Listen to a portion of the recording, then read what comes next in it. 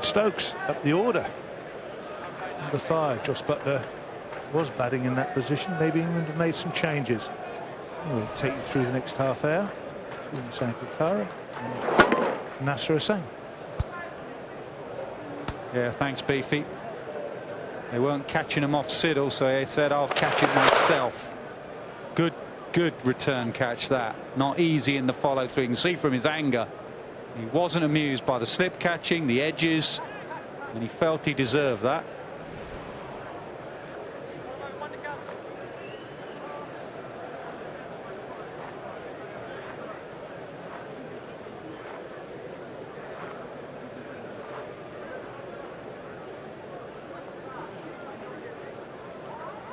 Stokes promoted. Everyone felt that he should come in at 5. It'd be interesting to see where Josh Buttler goes, 6 or 7, whether it be Bairstow next. 3 slips in a gully waiting.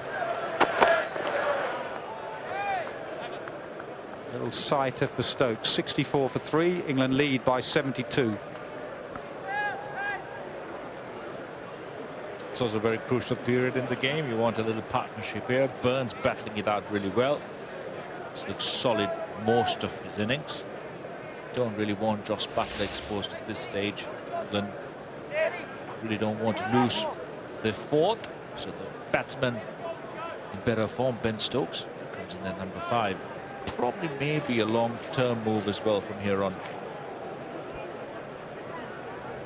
Well, no surprise. 2 left-handers at the crease. Hazelwood had bowled 1 over. And the skipper, Payne, says, I want my off-spinner back into the attack. Got Ben Stokes out, LBW. In the first innings, off-spinners love left-handers.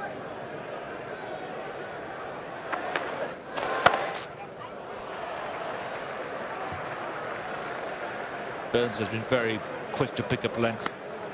Loves the cut. Force that short cover field has dropped down to sweeper. Allows him an easy one. Lyon still settling down to his 4th over. Gary, slide into his shit again here, guys.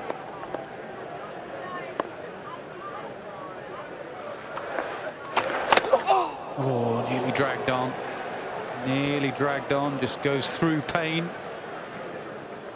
Stokes off the mark.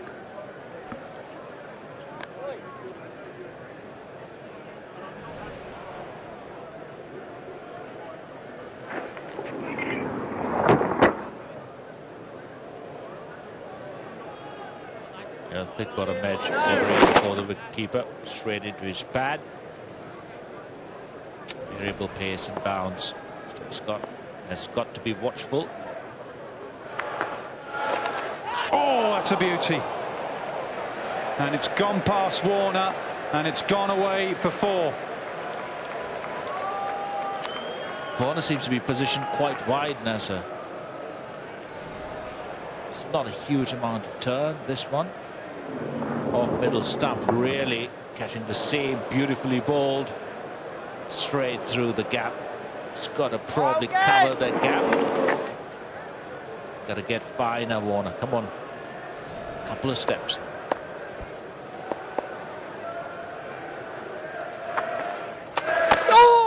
Again, this is a great contest. We've had some contests today. Archer against Smith, completely different this one. Lyon against Stokes. He's been beaten on the inside edge. Drift in, spin away. He went to his left, a step to his left. Went the other side. Super bowling. This is excellent bowling. The moment any spinner turns the ball away from a batsman, doubt creeps in. Ben Stokes pretty happy to try and play Nathan Lyon off the back foot. Quite dangerous with the slope. Lyon changing his pace. Oh, this time I reckon that's been put down as well. Very full. Warner's dropped 2. He's missed 1 to the right. He's not getting many runs. It's a struggle. 71 for 3.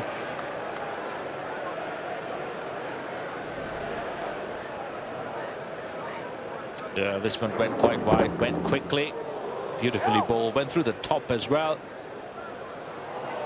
Just a little bit late in reacting to it. Vital chances, these.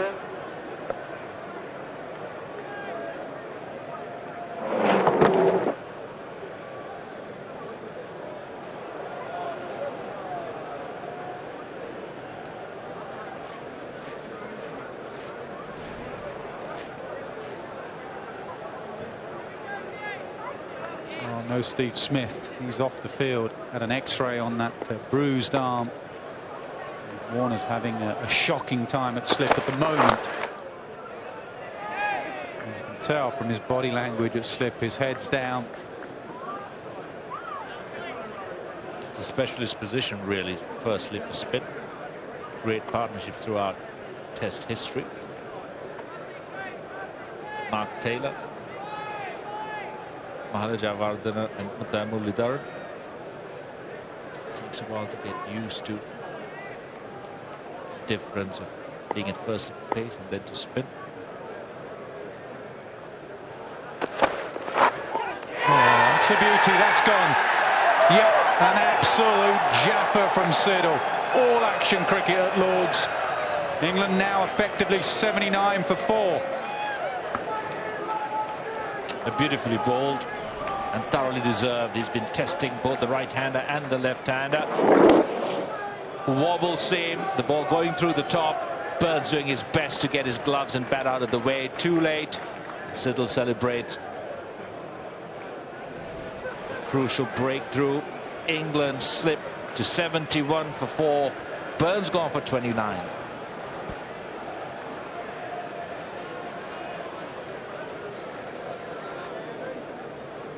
What an amazing day's cricket.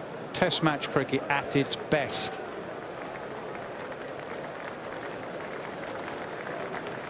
That was an absolute jaffer from Siddle. Buttler might have gone down the order, but he's not gone down the order for long.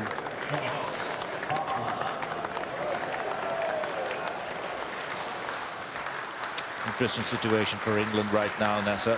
You can't really defend yourself out of this. You've got to be positive. You've got to look to score. Josh Buttler coming in here, if he goes into a defensive mindset, it's just going to get harder for England. Get as far ahead as possible. Give yourself a chance of bowling Australia out if need be. And that's the only way forward for England from here on.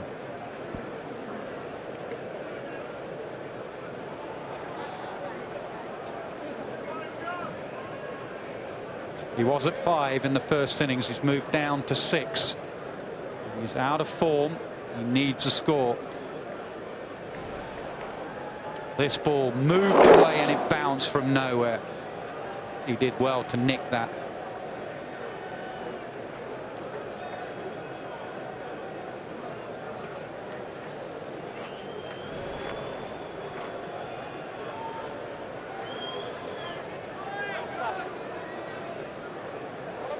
There'll be a few words as well from the Aussies.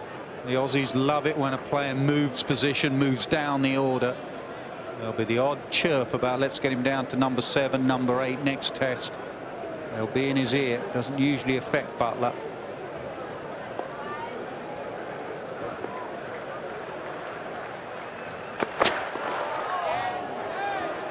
It's an interesting move.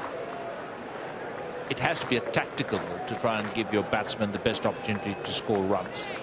And if they believe it's Buttler's best position to try and maximize, especially in this situation, why not make this a permanent move? Have Stokes batting up the order at number 5.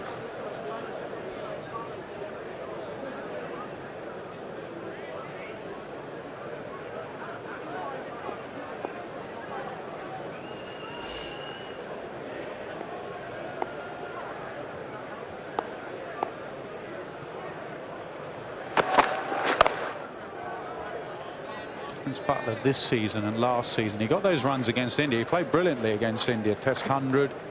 So he came down the pitch a lot to India to get outside the line. His interception points were much further down the pitch. This season he seems stuck on the crease a little bit now, whether that's the extra pace of the Aussie attack or just been out of nick.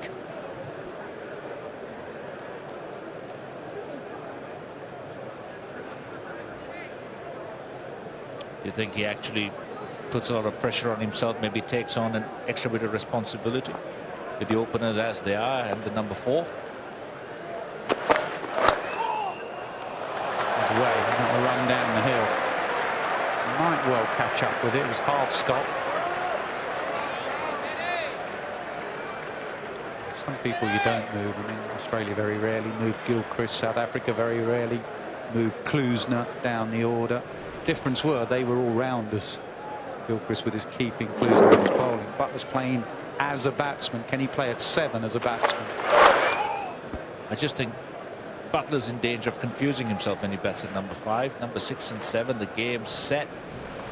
There's a certain pattern of play that's already dictated to you, and I think he's a much better batsman when he has clarity of thought. Come out there, watch the ball, attack, look to score. He's got a solid enough defense to really keep the good balls out. Another wicket for Siddle in that over. 74 for 4.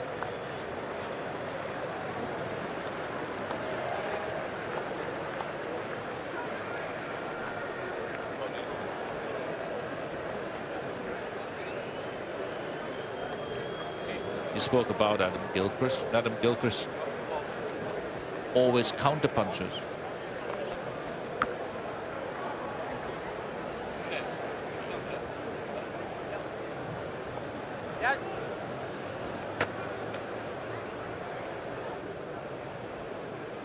Not many have left.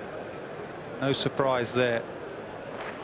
Incredible watching that man earlier. He's back from the hospital. Interesting to know the results of those x-rays on his arm.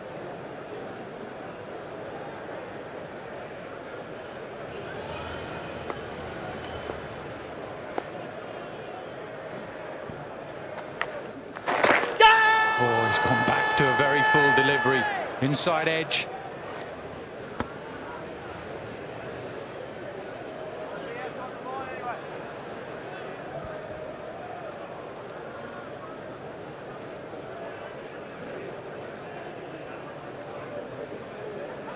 Guys.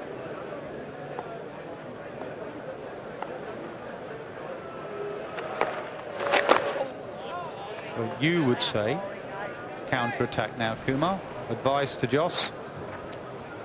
Just back his natural ability. When he's clear in his mind, he'll pick the right ball to attack. When he's second-guessing himself and thinking too much of the situation, I think that's when he falls into trouble.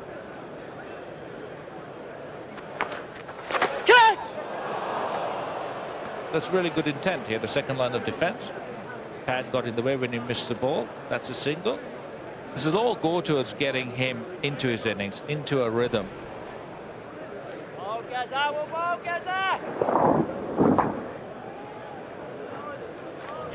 Attack doesn't really have to mean hitting the ball in the air or trying to hit boundaries. It could be just trying to rotate strike as often as possible.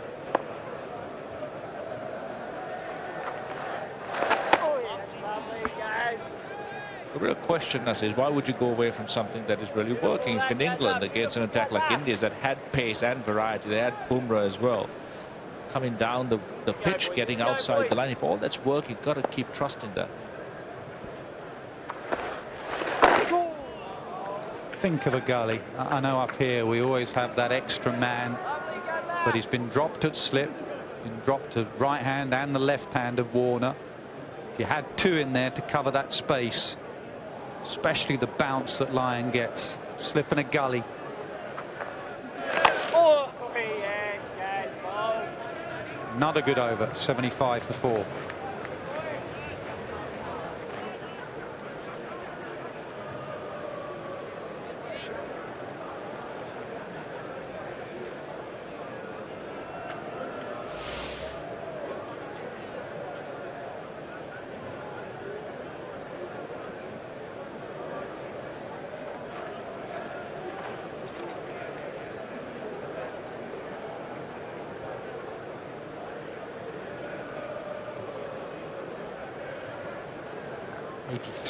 The lead, 4 down England.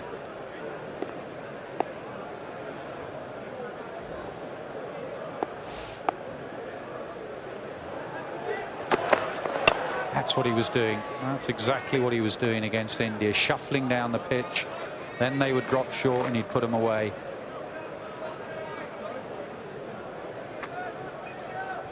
It's really good to see that he's been thinking about it. He's gone back to something that's tried and tested. Allows him some freedom, puts some doubt in the bowler's mind. For Jos Buttler, it's always about scoring runs. He's not a batsman who can bat time, even if he has to, it's to his own rhythm.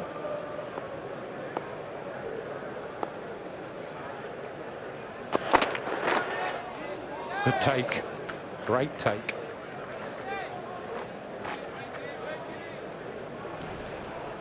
A really late swing. Watch the ball.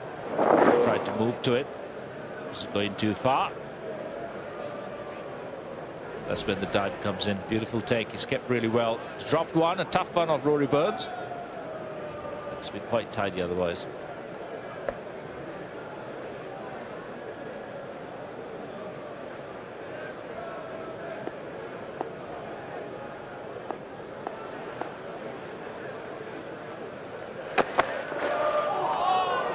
It's a beauty.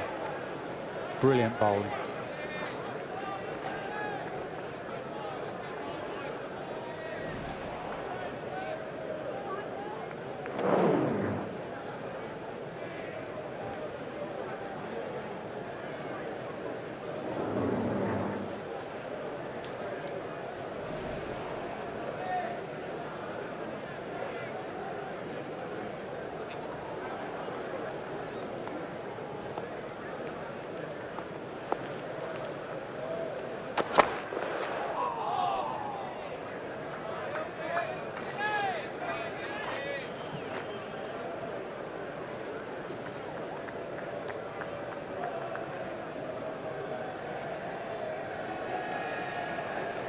Paul Collingwood, probably memories of Adelaide coming back.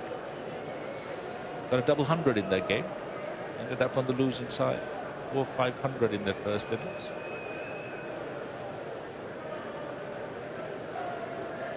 The need to get as close as possible to that 200-run mark, 200-run lead, give them a chance.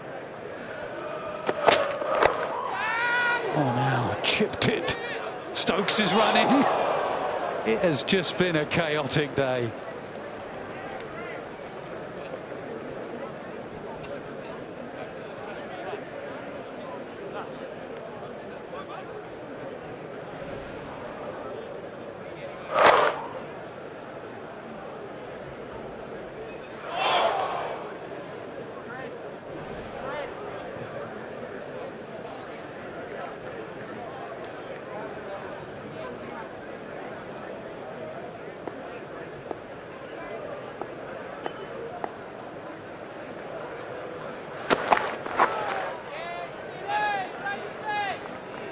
Made it 75 for 4.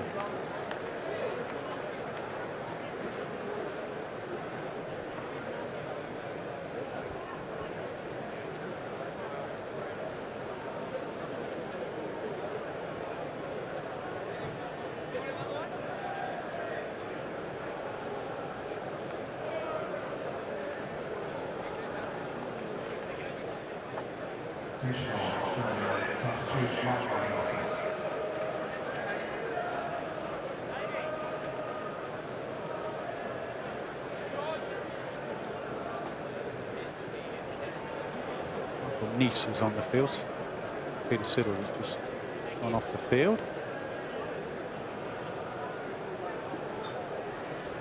Come on, Gary boy.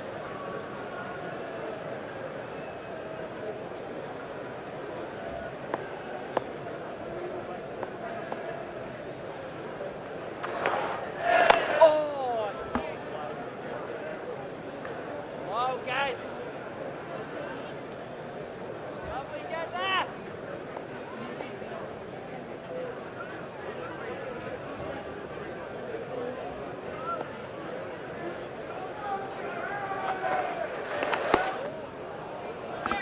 I think you're right, Nasser. Gully it sooner rather than later. I think Australians are mindful of the lead growing as well, so the only field that they can probably play with will be their short leg. He believes there's no chance for an inside edge moving across.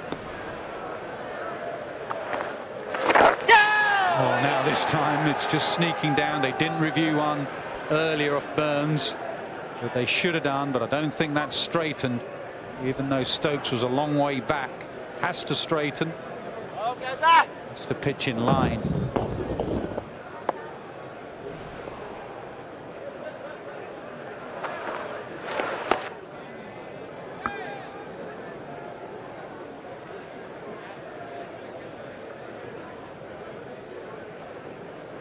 Beautiful, Nathan.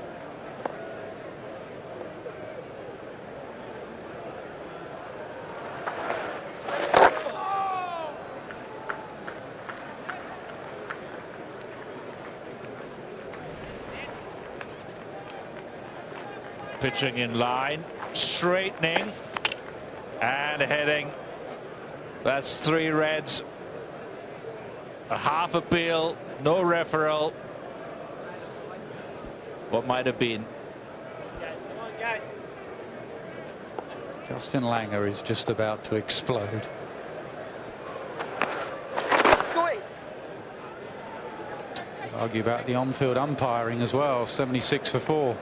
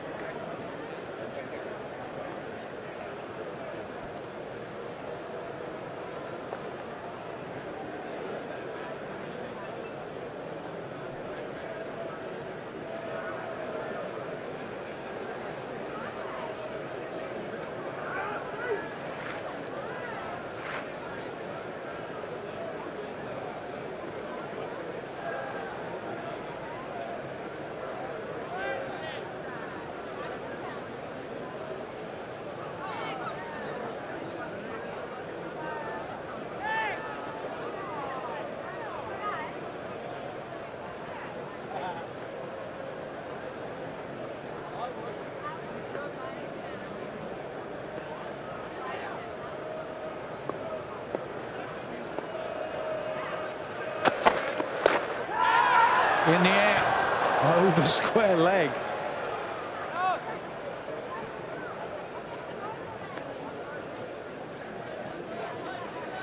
Luck has been with England so far, at least in the last half an hour. It's been chaotic. Run out opportunities, leading edges.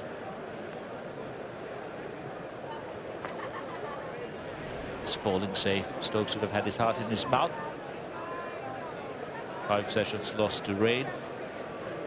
They've been forgiven for thinking that the match was going nowhere, but today's been riveting.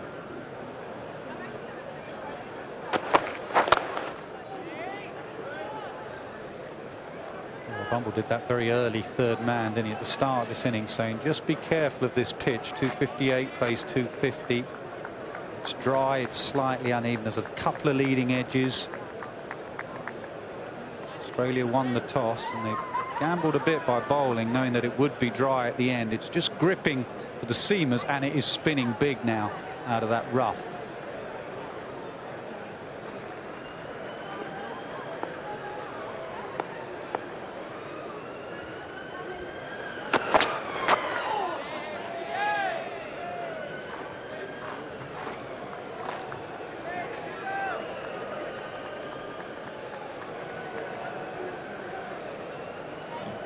Lead grows towards 200. Australia's got a major concern with Stephen Smith.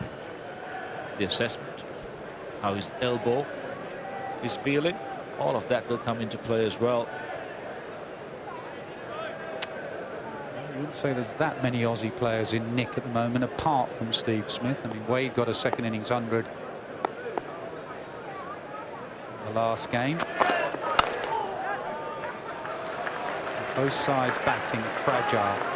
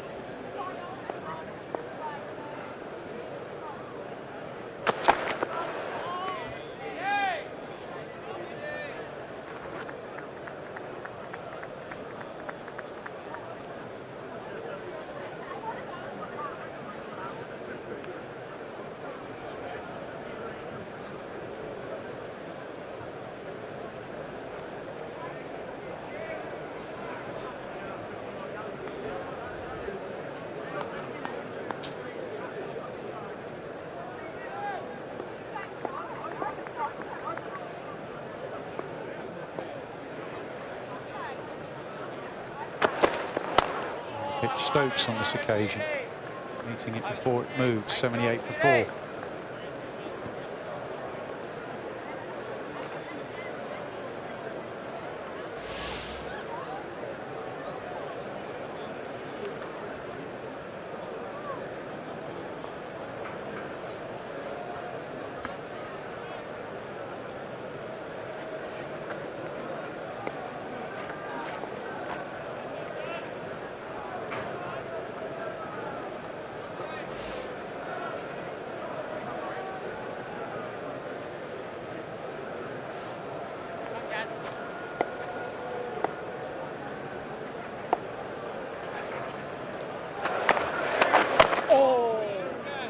News coming through from the Australian dressing room, and it's good news if you're an Aussie fan.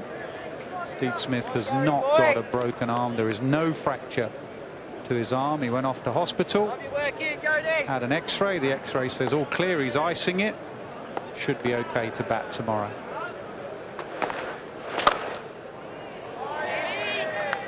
And he'll bat in his normal position because obviously it was an external blow. So he doesn't have to move down the order.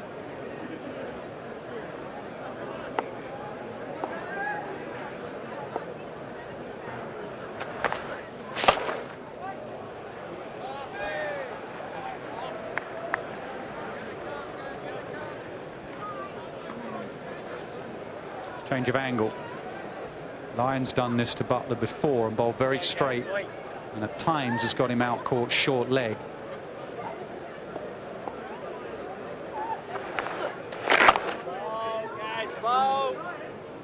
England definitely trying to play Lyon off the back foot. That's why we've had a couple of LBW shouts.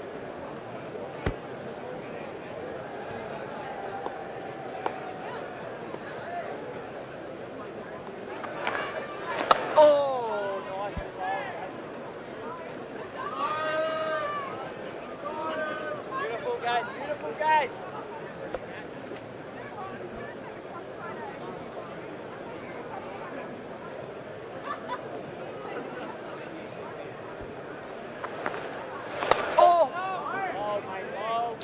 78 for 4.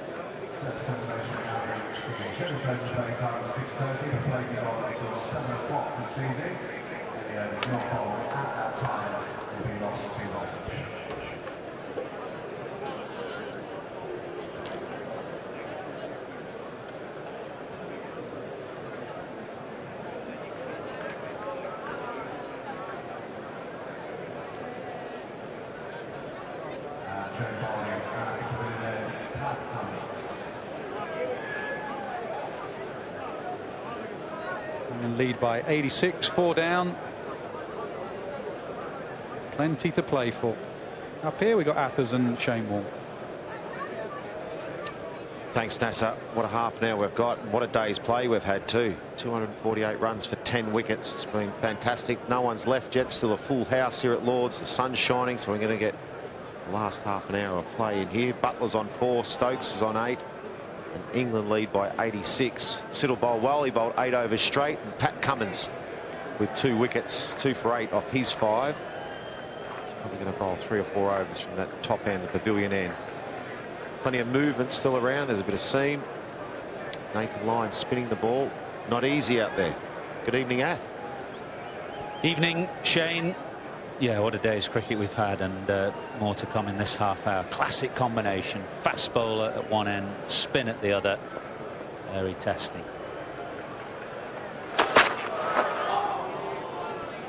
Still some movement there too.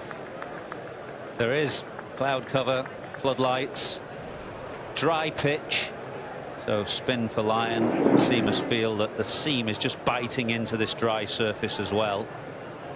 Cummins a good man coming on. Got Buttler out twice at Edgbaston from memory. Should be fresh. He's only bowled 5 overs. He knows he's only got another, what, 3 maybe to bowl tonight. So he can come steaming in.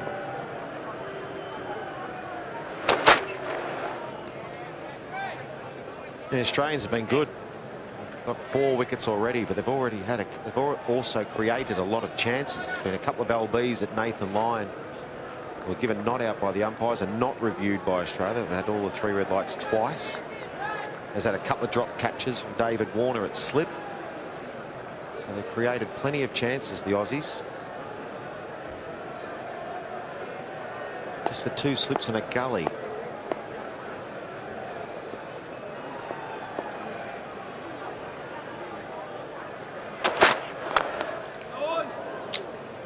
Time's obviously important with just 1 day to go tomorrow, 98 overs, but runs are just as important as well.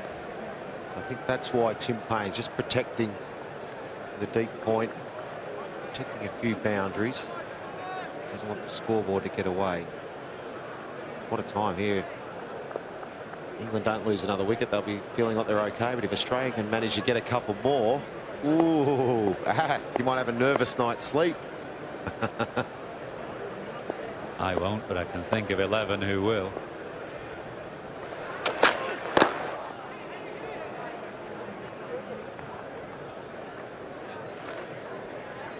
Just talking out the back, weren't we, about the day we've had of Test cricket. I can't think in recent times about this is probably as good a day as we've had of Test cricket. Wonderful, hasn't it? Some great battles, some good courage, just some great skill. Fantastic. The centrepiece was that battle between Archer and Smith, the world's best Test batsman, arguably, against England's fastest bowler by a street, actually.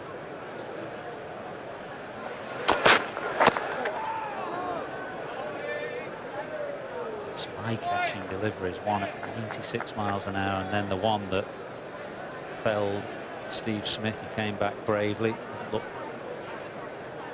understandably the same when he came back. But the news is good that there's no fracture to his arm. He doesn't seem to have suffered from concussion yet, although he will continue to be monitored. What do we do with him? Let's slip, Shane. Nathan Lyon.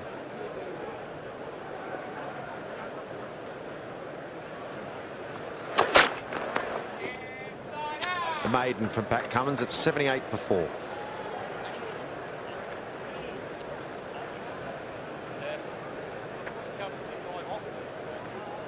And if you're just joining us or missed it, this is what happened today. That's what Athens was talking about, this battle between Archer and Smith. It was fantastic. The first one here just didn't bounce much and hit Steve Smith in the forearm, and you overs later got a real nasty one. Got him on the neck. Doctors came out. He was taken from the field. He didn't really want to go, but the Cricket Australia's policy is that if the doctor says we want to take you off for some concussion tests, then you have to go. The safety of the player. He did come back out. And unfortunately, was dismissed for 92. There's some spin there for Lyon. Somehow, you have to work out where to get a fielder from. But for Buttler, I think a man round the corner is a good position. On numerous occasions in the past to off spin, I've seen him caught round the corner. You can't have them everywhere, but work out where to get him from. I just feel leg slip, leg gully for Lyon to Buttler is an important position. I agree.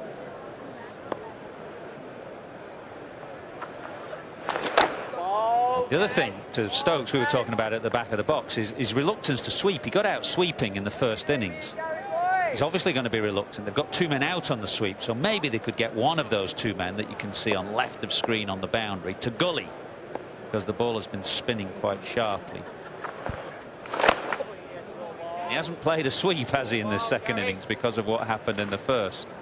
Yeah, and I don't think he will. I don't think when there's the first innings, just shuffled across his stumps and just tried to lap it. Previously, before that dismissal, he hit a hard sweep out there for 4. So I think he's put the old broomstick away. He'll try and play him on the back foot and do that. Nathan Lyon gets a bit straight. Just try and get a single. He'll just play him off the back foot and wait for any width outside the off stump to cut. And with, what have we got, 24 minutes left, 23 minutes of play, you would feel that Stokes and Buttler just trying to get through to the stumps tonight. I don't think they're going to play any big shots. I'd like to see the Australians really attack a little bit more with the field. There's that man around the corner. You'd like to have someone there. I don't think he. I think we're going to take a man to the right of screen there. There's 2 men out on the fence with a big hard sweep. I think you can bring one of those guys up, and if Josh Buttler wants to sweep, so good luck. Just stops him playing that sort of shot. He might make him go forward and defend.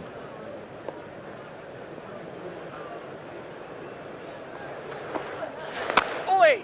Well bowled. Finish. 83 for 4.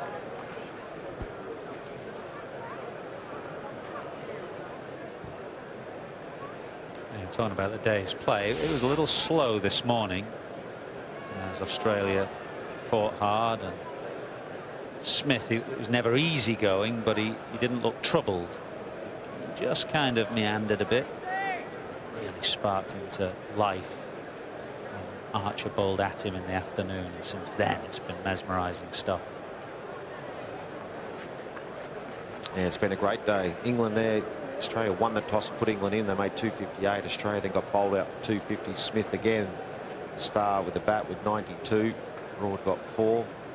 Now England in their reply in the second innings, 83-4, which means England are 91 runs ahead with 6 wickets in hand.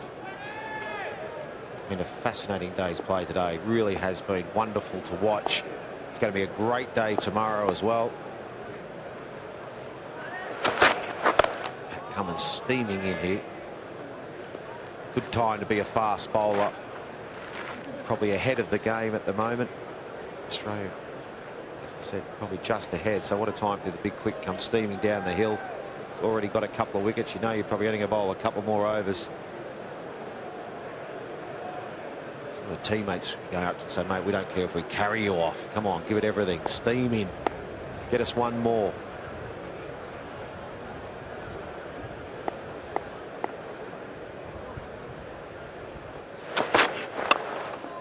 Ball.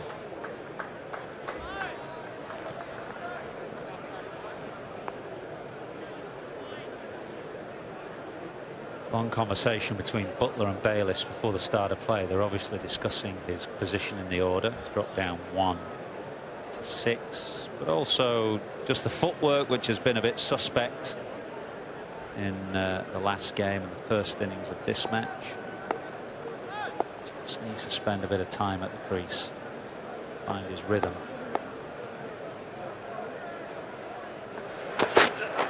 Oh, what bowled.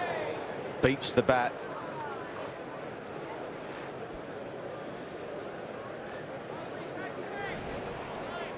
Not the #1 ranked bowler in the world for nothing. This is a beauty, isn't it? Up the hill, bounce, movement away. Just watching that replay, it looks like for the right hand he's got that ability that looks like it's coming in and then just goes away. It's very hard to play.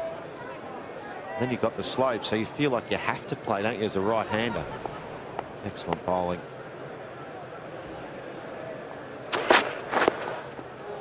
This time down 2 straight. And they've probably just got a little bit of pad or something. Yeah, leg buys. It's 4 valuable runs.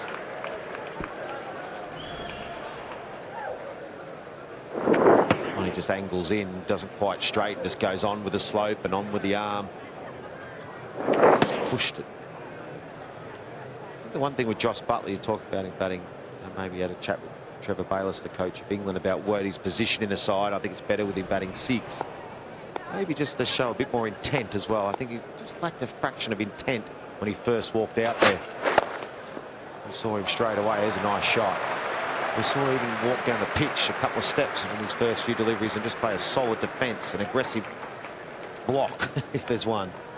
I think he's just maybe a little bit more intent. I think that's when he's at his best, Josh Buttler. Sweet timer. Such a valuable play to have in your side. Just as you say, you can just spend some time out in the middle. It's a few hours there to find the rhythm of batting again. What to hit, what to defend, what to leave. Very valuable player for England. He's got a role to play in this test side. 89 for 4.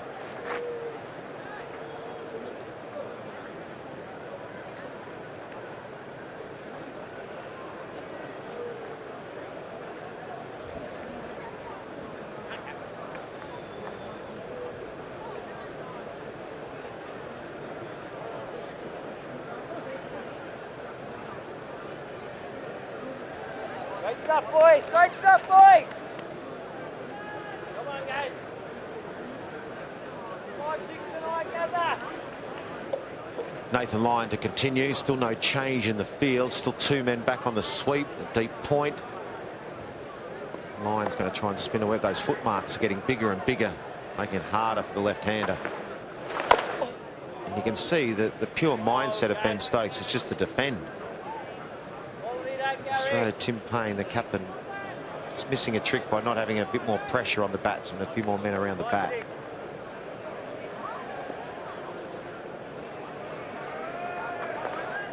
Oh, that that's close. That's gone straight on with the arm. That's only a coat of varnish. Yeah, it's tricky for the left-hander. He's got a big bowl of rough in front of him, big plate of rough. It pitches, it's going to spin. But if it just misses that rough, it'll go on with the arm and down the slope, threaten the stumps. Oh, another straight one. Not easy, this for the left-hander. On straight on again, that one. Saw how close it was the last delivery. That's canning into middle stump if he misses that. Got to try and, the key is to try and play the ball as late as possible, Ben Stokes. That's why I reckon you need a bat pad on the offside. If he's going to play it nice and late, could easily squeeze one out on the offside. That's what is right in front of Ben Stokes. It's the second of those patches, the one in the middle there. Just misses it. It's just not easy to predict what the ball is going to do at all. Always a left-hander's nightmare as you get into the 4th and 5th day of a game. Well, they deserve to have some sort of punishment for being left-handed appers. They get away with so many LBs off the quickies. They deserve some punishment. Right, still no man round the corner. Still a couple of men to the right of screen on the fence. Lyon's continuing around the wickets. Bowled a bit quicker this innings too. Good over though, 90 for 4.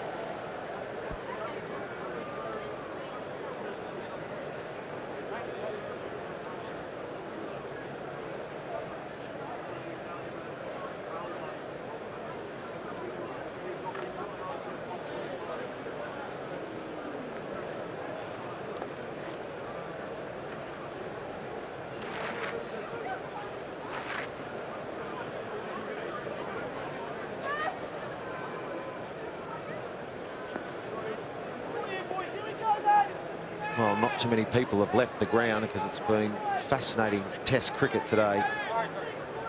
Everyone's been on the edge of their seats watching the battles.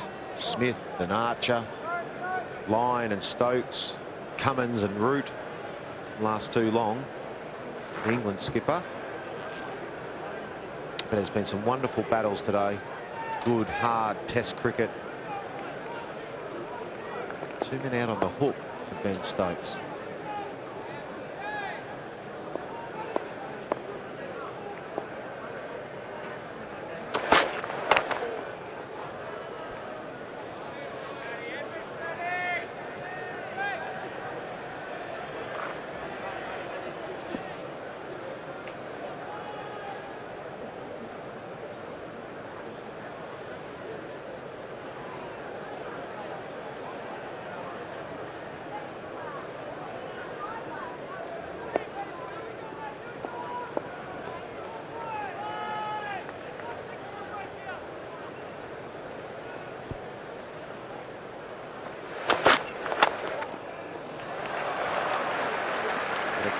Here.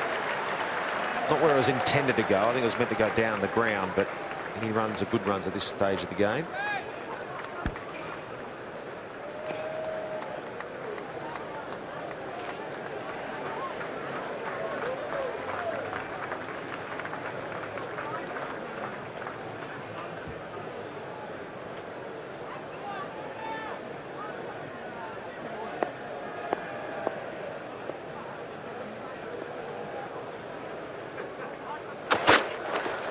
Oh, play miss.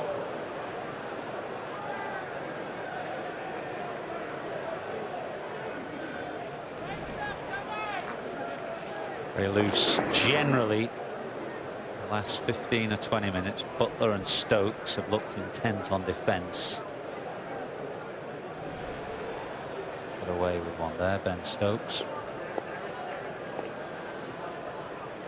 Well, the sun's been out, and just this last sort of 5 minutes, so the clouds have just come back over and the lights have come back on.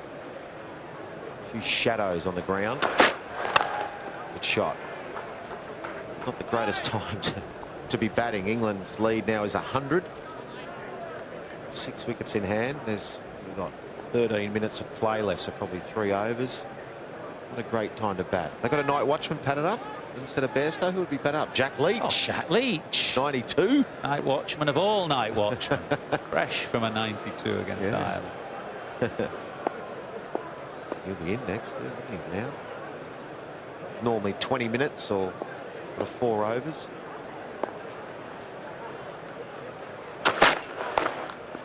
Well, he's got that fine. That'll be 4.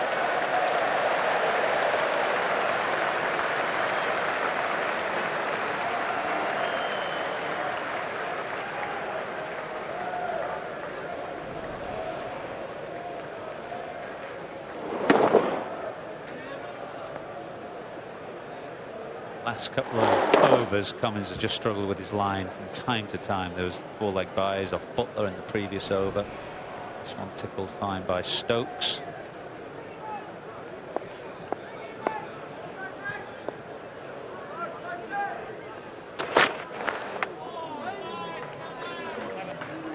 That's the over. Good over for England. That's 6 from it. It's 96 for 6. It's 96 for 4.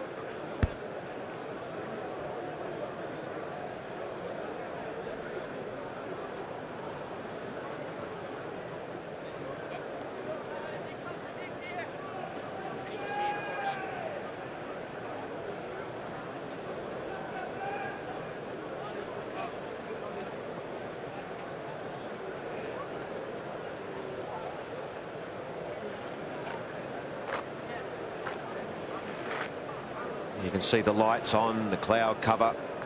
Only 11 minutes of play left. Josh Hazlewood's back into the attack. Nathan Lyon's having a rest. Maybe he might tweak from the other end. Maybe just switch him in for an over. Hazlewood probably wasn't as good as he was in the first innings. Looked like he's had as much of a rhythm, a bit short. Maybe with Burns they were going a bit more short theory. He bowled beautifully in the first innings. Can he produce a little ripper here to finish with? One good delivery.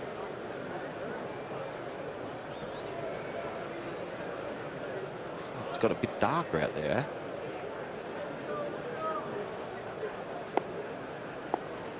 Jack Leach sitting up with 10 minutes to go. It's got a bit darker. Lights are on.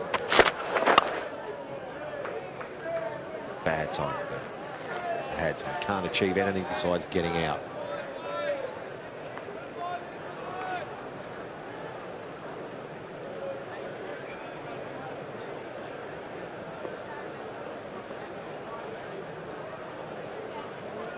Oaks, Bairstow.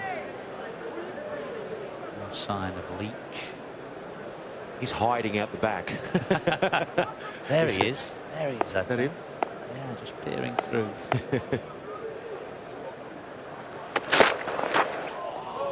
Chris Woakes was in my old place. I used to change just on next to that right window bit. Where was your bit in the away dressing room? Did you have the same place? Yeah, I had the same place each time. I was right out the window. So, so you could have a crafty fag out the side. I got a good view of the ground. It was a bit like Cheech and Chong at some stage, but anyway, I was out the corner window. Pete used to bring me in the roomie, used to bring me in some nice cheese toasties. I'd just sit there and watch the boys bat, generally for a while, which was good. It's nice though, isn't it, when you come to a ground that you play at, you're always sort of all superstitious. No matter where you are in the world, you always had your own little spot. And all the new players in the team would stand at the door and wait for a spot and say, where am I allowed to sit? So just behind, is that Steve Waugh? Is that Dean Hills? Who's that on the balcony there? Just trying to see who that is on the balcony. They were just behind him. Yeah, just behind him to the right, that window there. That was me.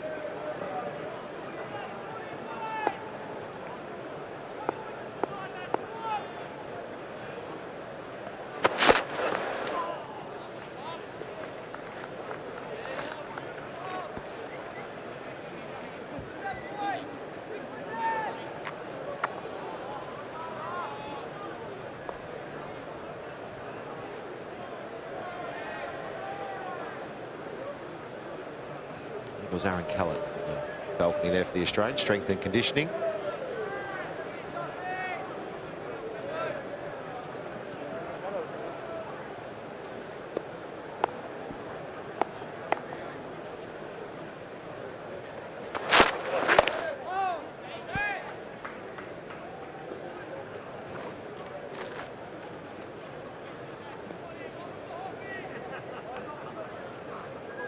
what have we got to go now? About 6 minutes or thereabouts? 8 minutes. And well to battle through so far. Josh Buttler came into this innings a bit out of touch, dropped one place down in the order. Just have to battle through some tough times in Test cricket. Get through these 8 minutes, wake up tomorrow, might be a bright sunny day, suddenly you feel a bit better about your game.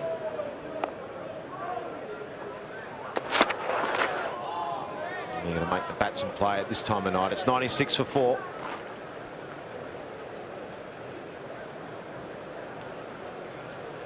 Be interesting for England coming back to Lord's, especially Stokes and Buttler, two of the heroes of the World Cup final. Wasn't that long ago, only a few weeks ago. They was out there running around celebrating winning a World Cup, England's first ever men's World Cup. Now they're out there battling away to try and stay in the game. 104 runs ahead. 1 day to go for the Test match.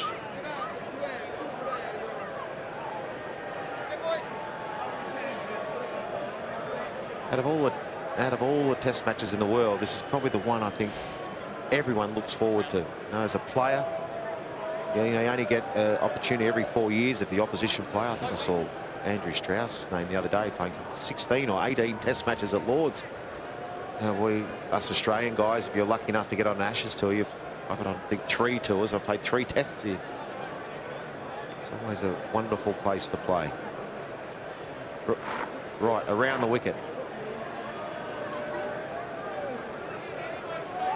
We've lost best part of 5 sessions to rain. It's just a bit of sprinkle in the air as well now.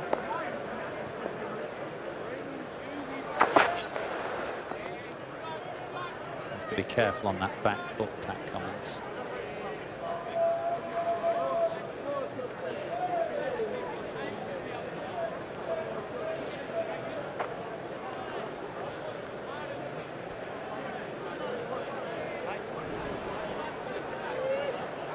Be tight on that back line or sideline return crease with his back foot.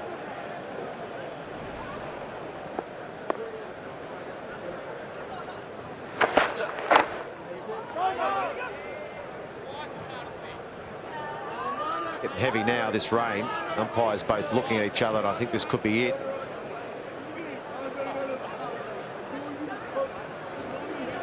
Yep, that's it. That stumps on what's been a fascinating day of Test cricket, a brilliant day of Test cricket. The covers will come on, and what a day we've had.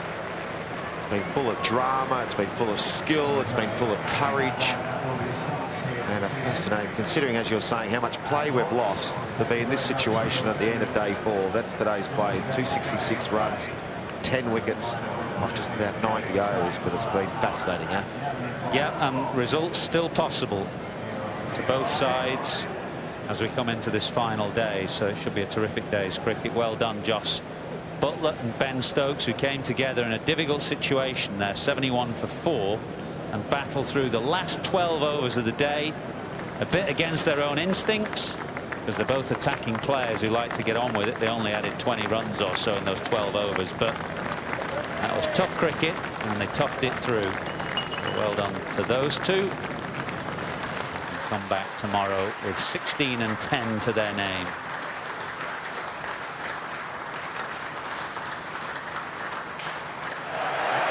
Welcome everyone. You are hearing the roar of this big crowd here on the 5th day at Lord's. Don't usually get big crowds on 5th days of Test matches. You don't usually get a lot of cricket on the 5th day of a Test match. But with so much bad weather around, here we are on day 5, and the Test match is wide open. We have lost some time today, but not as much as you would suspect. As you know, we can always make up time, make up overs on these rain-affected days. And that's where we stand. England are 104 runs ahead. They still have 6 wickets in hand, and suppose, looking at that scoreboard, you could say anything is possible. Either team could win, and of course there's always a possibility of a draw.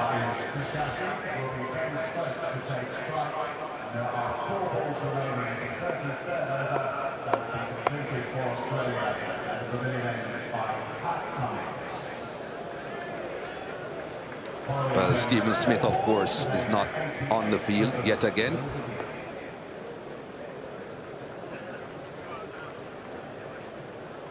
had 2 balls yesterday. Cummins, he'll be having another 4 balls to complete his over, and then possibility of another 88 overs today. That's a lot of cricket. That's almost a full normal day's play of 90 overs. Ben Stokes on 16 has had a few chances. Ben Stokes, he would have forgotten all about that now though. Time to bat again.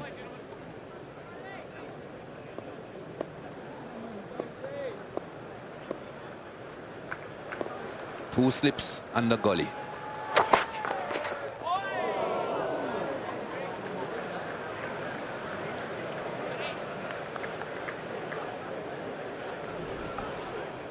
Doesn't want to be pushing his luck too much, Ben Stokes. Had quite a bit of it yesterday. Not too sure there's much left, so needs to be a bit careful.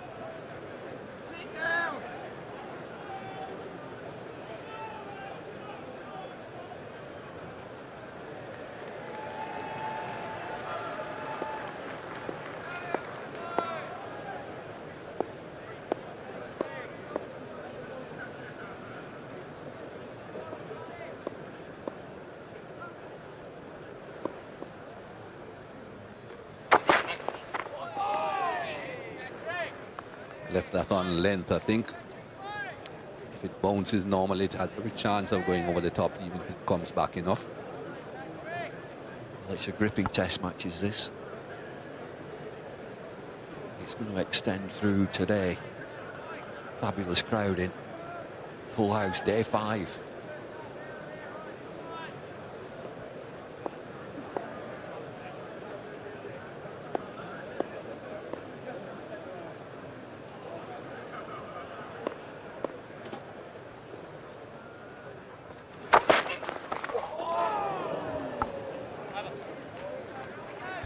That's the over completed. 96 for 4. He's had a flirt 3 times there, Ben Stokes.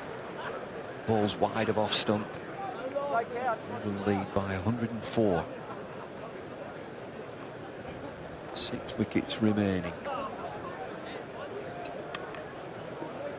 A promise that the weather is set fair for the rest of the day. All the rain has gone.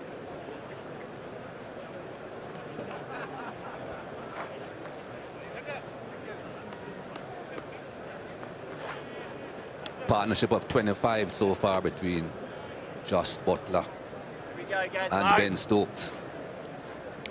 Nathan Lyon into the attack immediately. Got the ball to spin a lot yesterday. Spun it quite a bit in the first innings as well. A slip forward short leg. Those are the 2 close in fielders. Deep backward square and a deep square leg for sweep.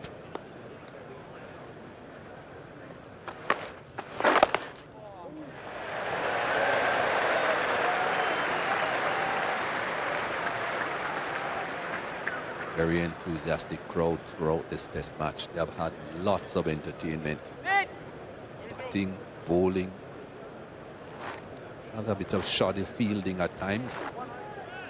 The batting and the bowling has been entertaining. Come on, Gary, boy.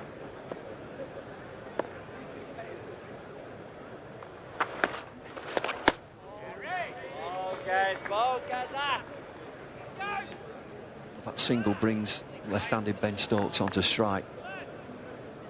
Still a slip and a short leg. Ball spinning.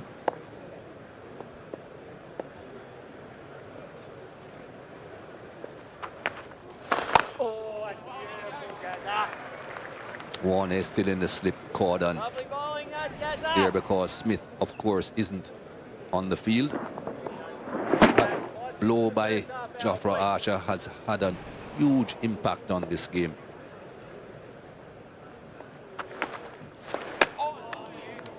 Smith doesn't normally drop too many catches. He would have been in the slip cordon but for that blow.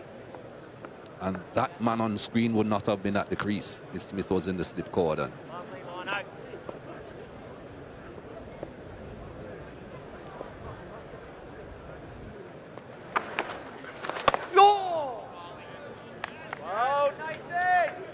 You mentioned that he's spinning the ball, he's spinning off the pitch. He's got a fair amount of rough to work with as well.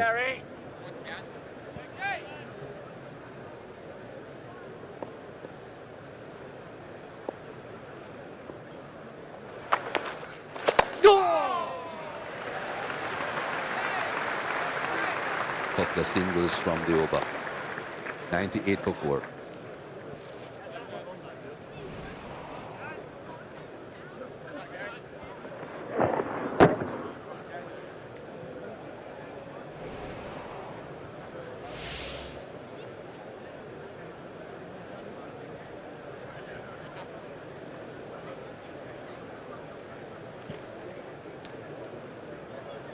Workload shared by the seamers.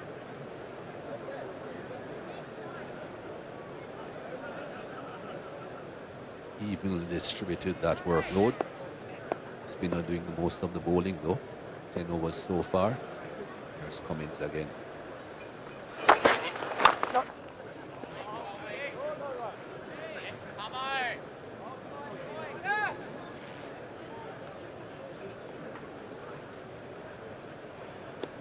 Still the talk this morning about that spell from Archer. Searing pace, 96 miles an hour. Talk of the town. Australian bowlers are quick, but he's got a good 7 or 8 miles an hour on them. Lead is 106.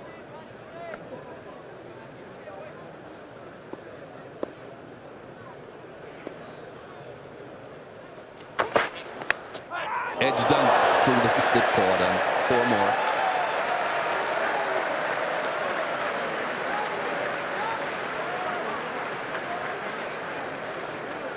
Two for 4.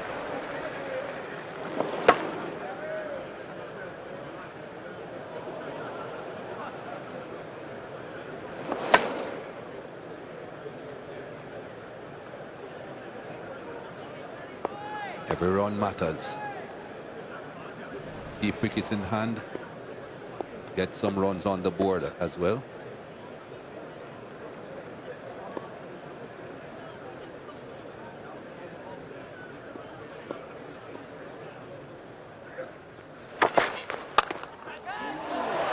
It's lifted, but he's not too sure he saw it.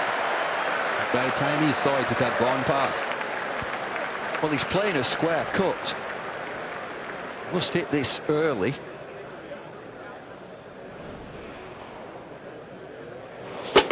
Oh, yeah, he's hitting that square. And it flashes past cover.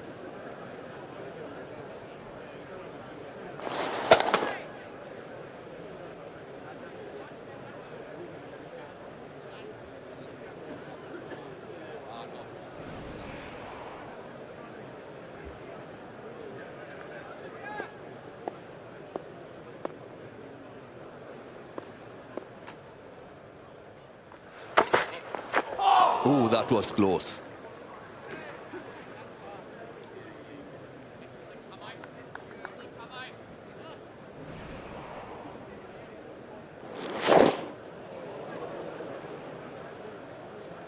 He'll say that was well left.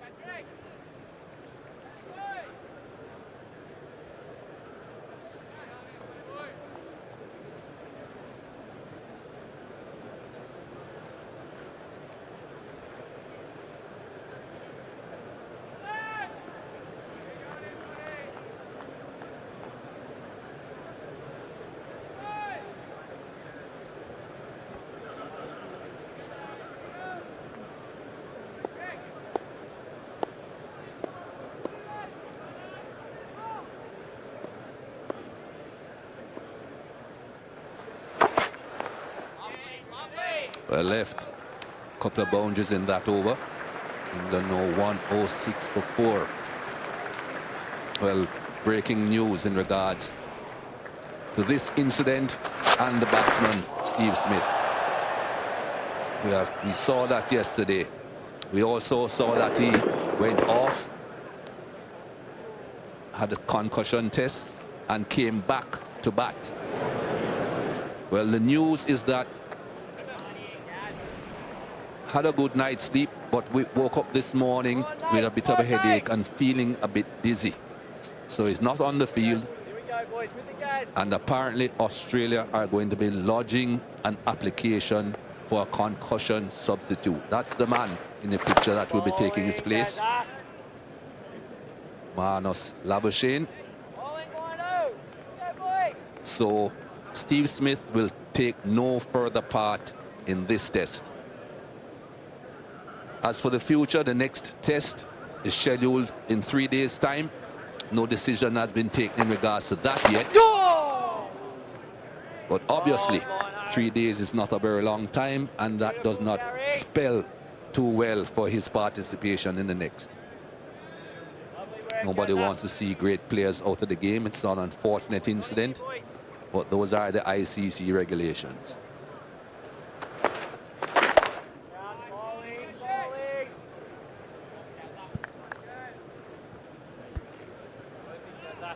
Right-handers looking to play Lyon off the back foot. Ball is spinning.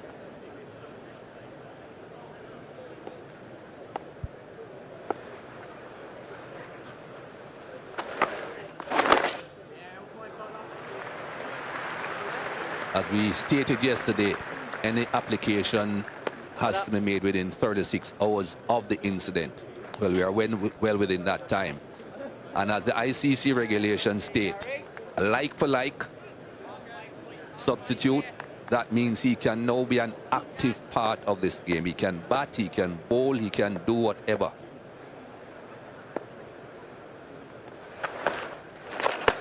And of course, once the application has been lodged to the match referee, they go through their processes, and as soon as it is confirmed that they are happy with the substitution, he's in the 11.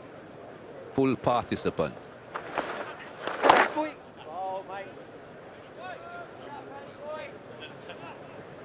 107 for 4. His partnership is 36. Stokes on 25. Buttler 12.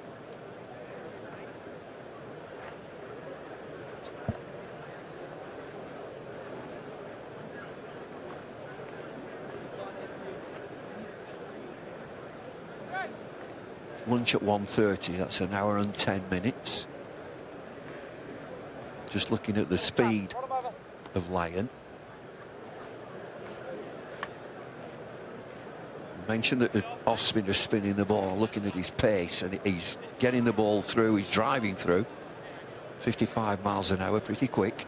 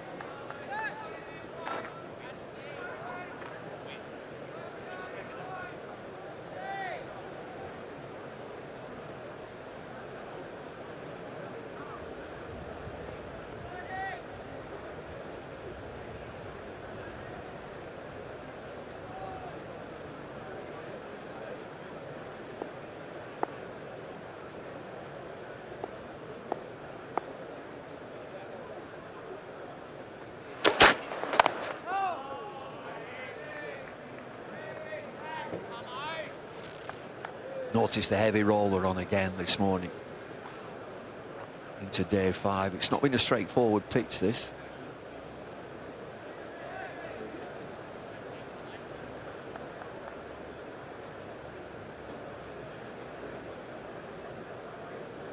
So it's looking this morning very dry. Seen some variable bounce, sure have.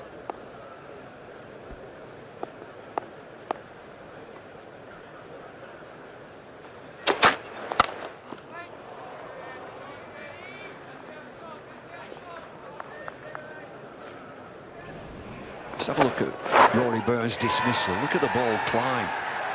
And Peter Siddle, medium fast. Pitches, look at the bounce.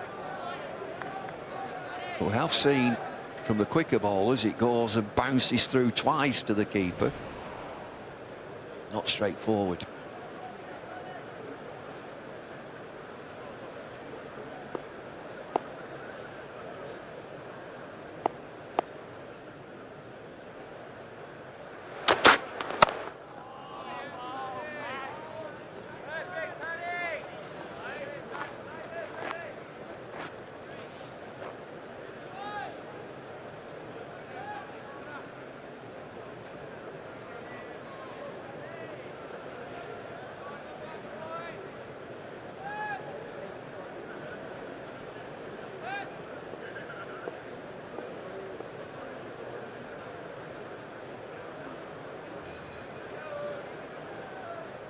Quite a bit of protection there for the drive through the offside.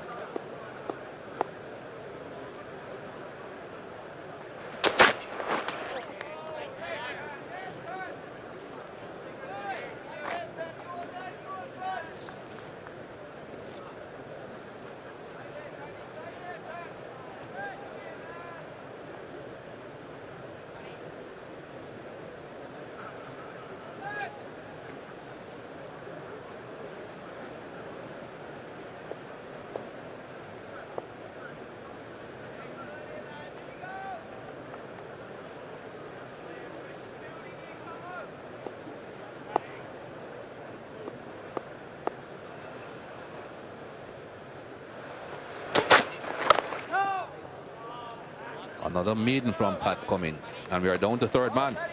Mikey, Nathan Lyon's getting some nice turn off the good part of the pitch here at Lord's. He's also got a beautiful foothold to aim at just outside the off stump of Ben Stokes. That's the one that he's going for, and on this occasion probably just misses it. But why is it there? Well, the reason is the foot traffic, mainly from Peter Siddle. He's the one that is creating that perfect little spot for Lyon to aim at outside the off stump of Ben Stokes. Should the umpires bumble, former professional umpire, be pulling him up?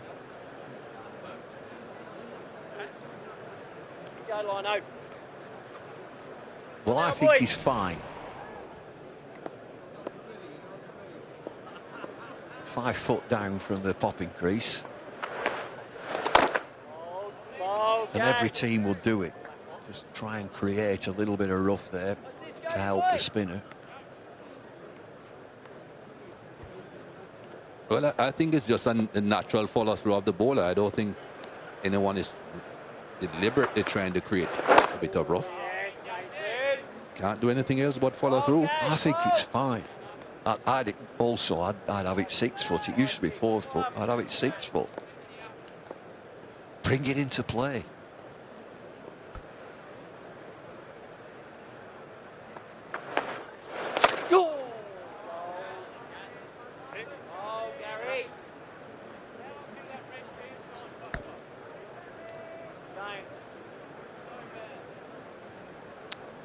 Those left-handers have a torrid time against Nathan Lyon with that rough outside there off stump. Going! Oh, yeah. Well placed. Well timed as well. Goes all the way. Well, that looked like a single.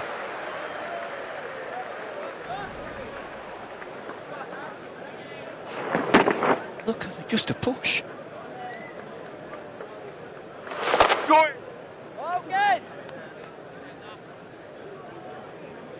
It's keeping him interested.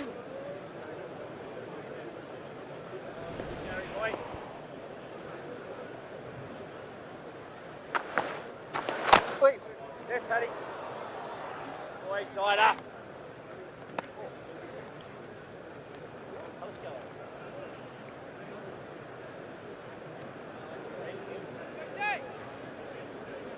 Oh, guys.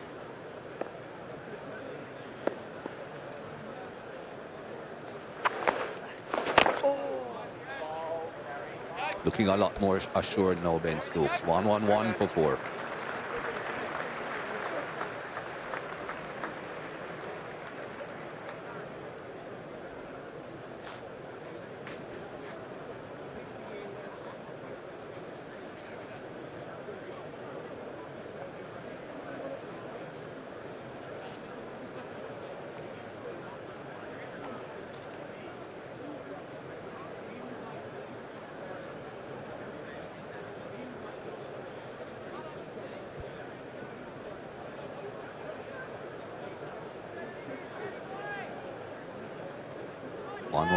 The lead. Partnership 40 between these two.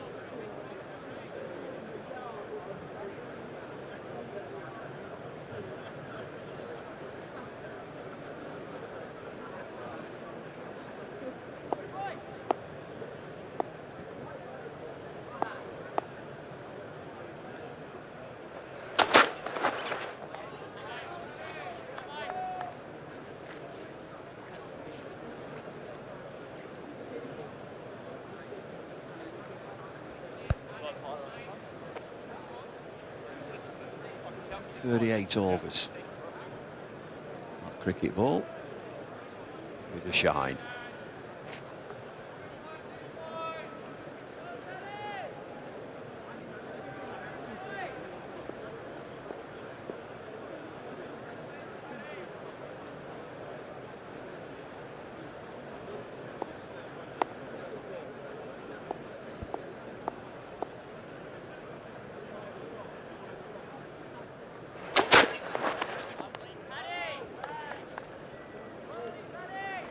Well, up to now, it's been consistent bounce.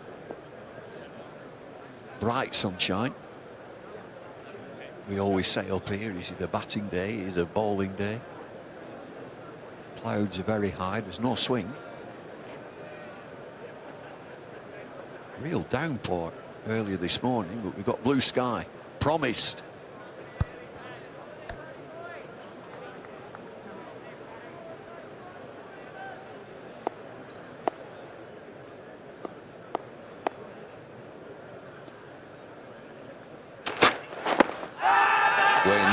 Think.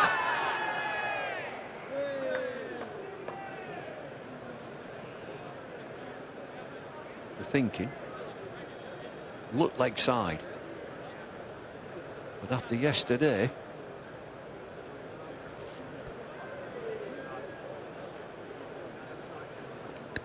sort of can understand the wicket-keeper being not absolutely sure when he's standing back.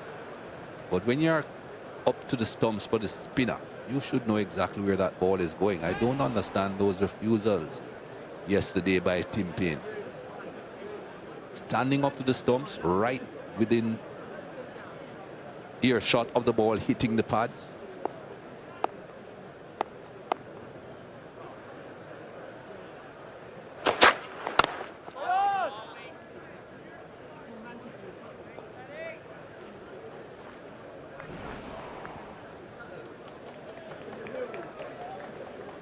There's a shimmy on the line, isn't there?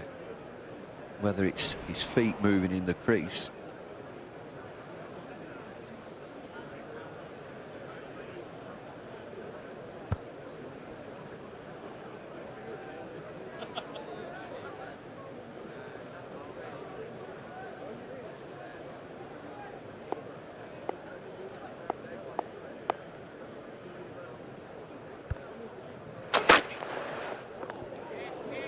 Well taken. That last ball didn't bounce as high as you'd have expected, to be honest. But Buttler kept his eyes on it and was able to go down low enough to get under it.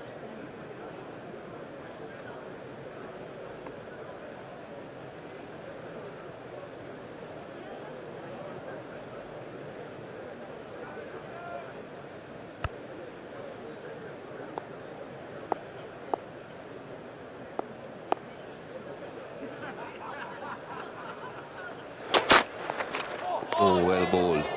Very well bowled. Another maiden over. 1-1-1 for 4. 84 miles an hour, but it climbs Flashes past the outside edge.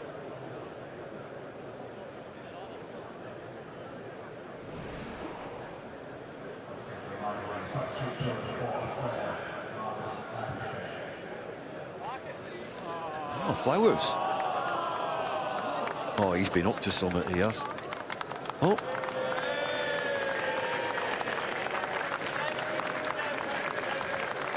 James and Anna, we're hearing.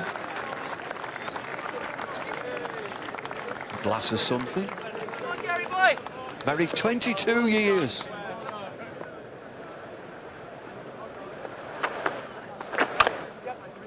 Train robber's only got 25.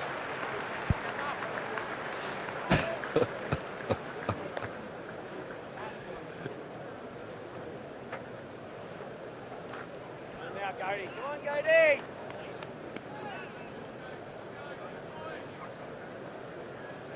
5-6, boys. 5-6 here, boys.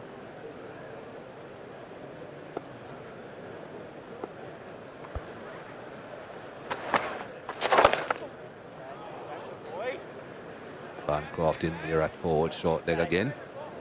Get him in front here, Gary. Back foot again. Definite plan, I think. Just play him off the back foot.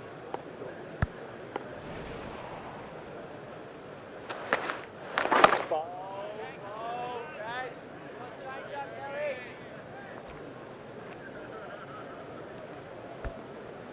Changes, guys. Come on, boys. 5-6 heroes.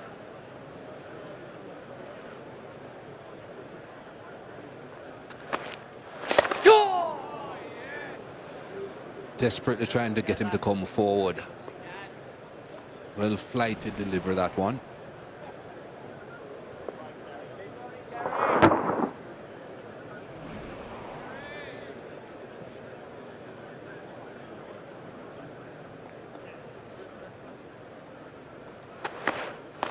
Bold, bold. Guys, I like this, guys. What are we mixing here, Gary boy?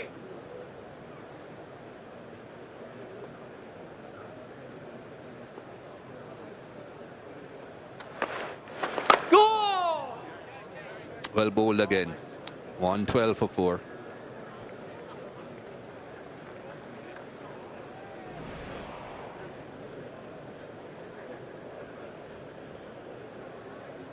Just emphasising that England batsmen are looking to play the off spinner off the back foot. Can he get it fuller? His pace, I mean, he bowls it pretty quickly for an off spinner.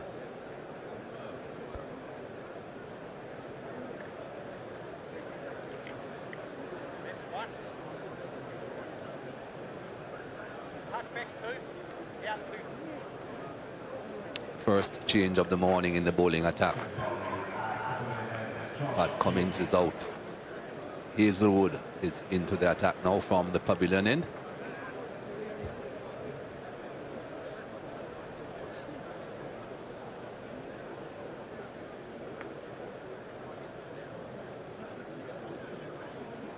Very, very economical, Josh Hazelwood. First innings, most of his bowling though was done from the nursery end.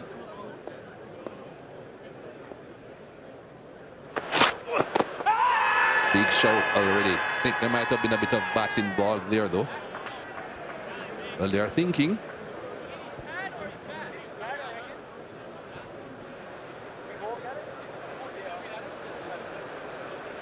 Got to be quick.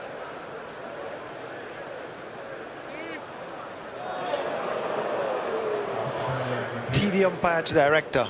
Player review for LBW. The on-field decision is not out. May I start with the front foot, please?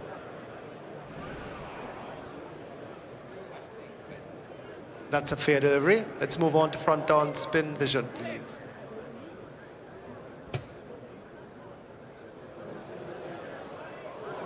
Right. It doesn't appear to be any bat involved. May I go to ultra edge just to confirm that?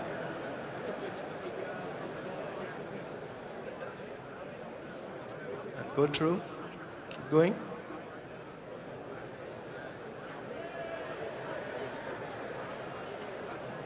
there's a definite inside edge there. Can you bring it back one frame? No, sorry, there appeared to be... You have to take it very slow because he's also hitting his pad. Slow, slow. Slow. Yeah. I have contact between bat and ball. I have contact between bat and ball. Can we go back on field to Chris, please? Chris, you're on screen now. There's an inside edge. Stay with your original decision.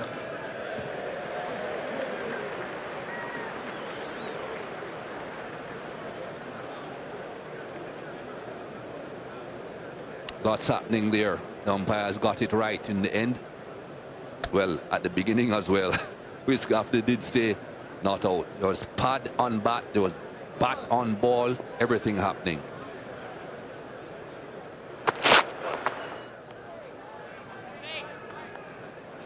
I suspect with them not reviewing on so many occasions yesterday, they decided, well, it's close, let us go upstairs this time around. Pitched outside leg as well, fractionally.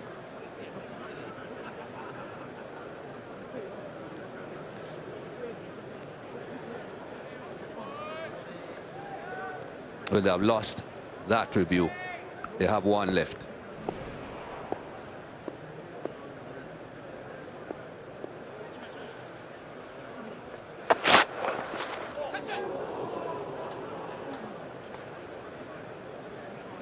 Two out on the hook. One square, one fine.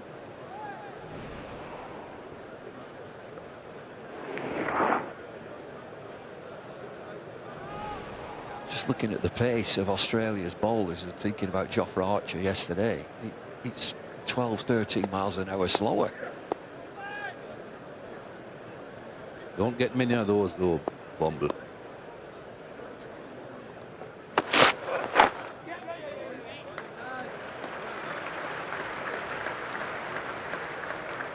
What you're seeing from the other fast bowlers is what is normal. Normal fast bowlers, you see them 80 odd miles an hour, creeping up close to 90. Extraordinary when you see someone at 95 and 96. You don't get that every day. Just that spell at St. Lucia during the winter tour in the West Indies. Mark Wood downwind, that was rapid.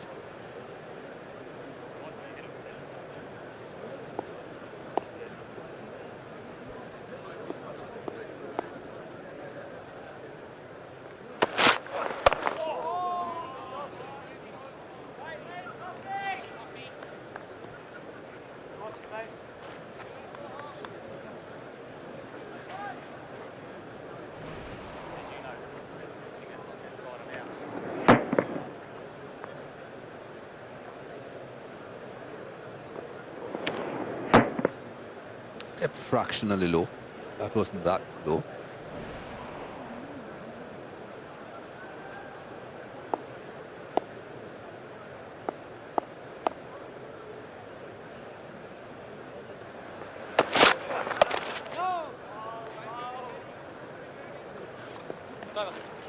One, 1, 3 for 4.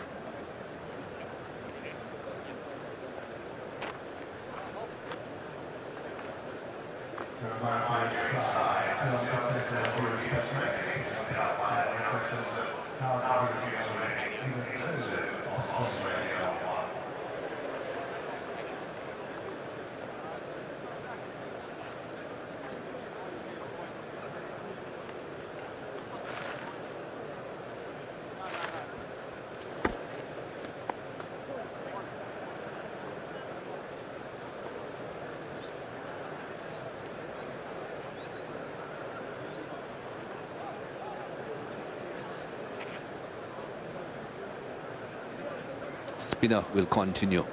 Nathan Lyon. Well, Bumble and myself are boring. Here are Shane Warne and Mike Atherton.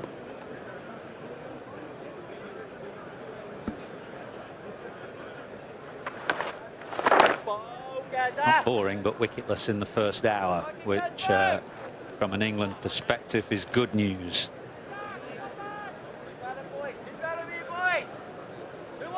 Leaders crept to 121. Edged wide of Warner. Remember that Stokes was put down yesterday by Warner off Lyon. This wasn't a drop catch, but it wasn't far away. Afternoon, Nath. Good afternoon, everybody. This is the length. See, it's a fuller length from line. That encourages the drive. And there's plenty of footmarks there in the eye line of Ben Stokes. And if it hits that spot, it's very hard to drive. As you say, a couple of drop catches in there from Warner yesterday. Well, a couple of opportunities. It's a good length from Nathan Lyon to the lefty.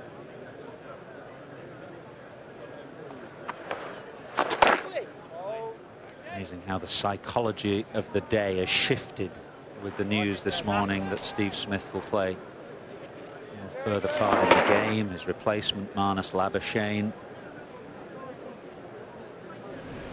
At the start of the day, before that news, you'd have had Australia as the hot favourites of the two if you took out the draw. Without Smith, it's amazing how it just shifts that psychology.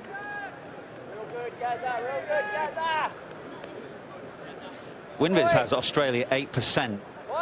The moment that the news came through about Smith, it was 12% actually, so they kind of bring in Labuschagne's career statistics as opposed to Smith and measure that as about a 4% difference on one man.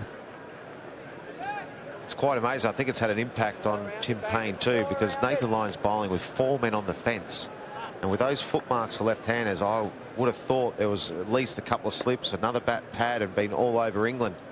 Made it hard to score, but he's defending. Oh, what a ball. That's a japper. What a way to finish. That's why you should have another couple of slips in there or bat pad, because it's happening for Nathan Lyon. 117 for 4. Yeah, Ian Ward did a third man a short while ago talking about the rough. That was off the main bit of the pitch, the guts of the pitch, if you like. That didn't come out of the bowler's footmarks.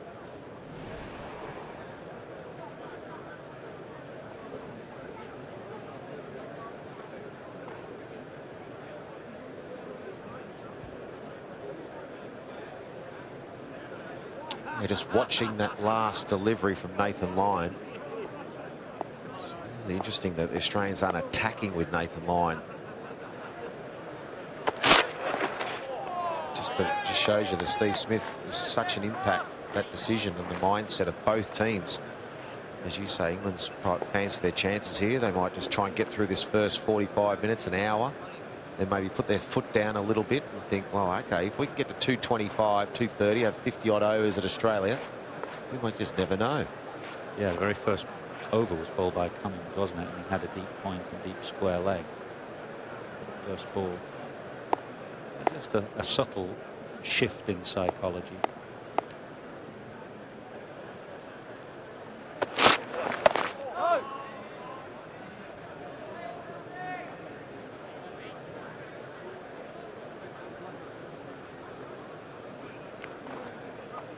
I think that there's still enough nibble there for the seamers. There's just, if you get in the right spot, yep, there's a little bit of up and down, not too much. Generally pretty good for batting off the quickies, but the real weapon looks like Nathan Lyon. So I don't mind them defending a little bit with the quickies, but with the Nathan Lyon, I think they should really attack with him, because he looks like most likely to take a wicket. Having 4 men on the fence, I just don't quite understand.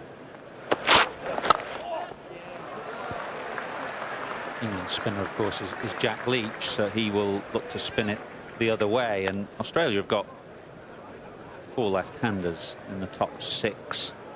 Only a rough outside the off stump.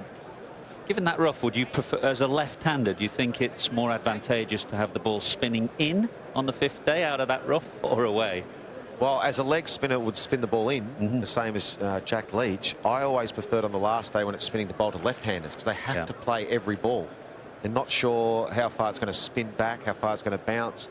And that's why you see a lot of the players trying to play it off the back foot so you can get it fuller.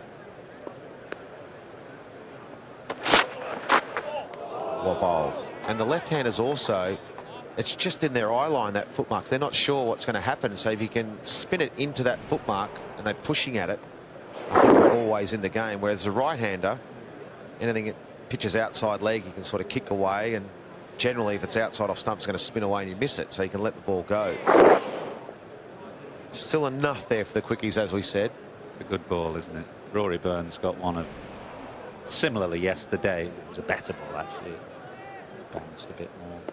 One of those that you just hope you can miss rather than nick.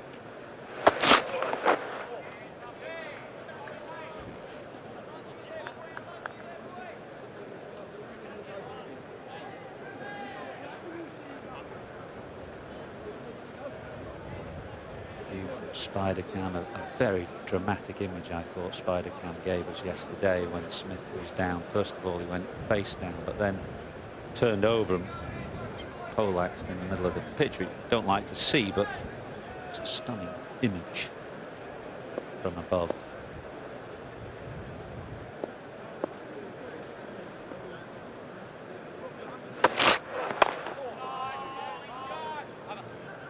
And 18 for 4.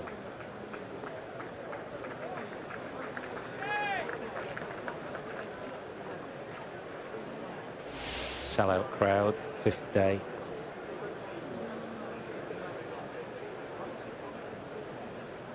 Ticket holders have been filled with good luck or bad here at Lord's this week. A couple of washouts, just luck of the draw which day you had tickets for. Those who took a punt and got their 5th day tickets, well rewarded.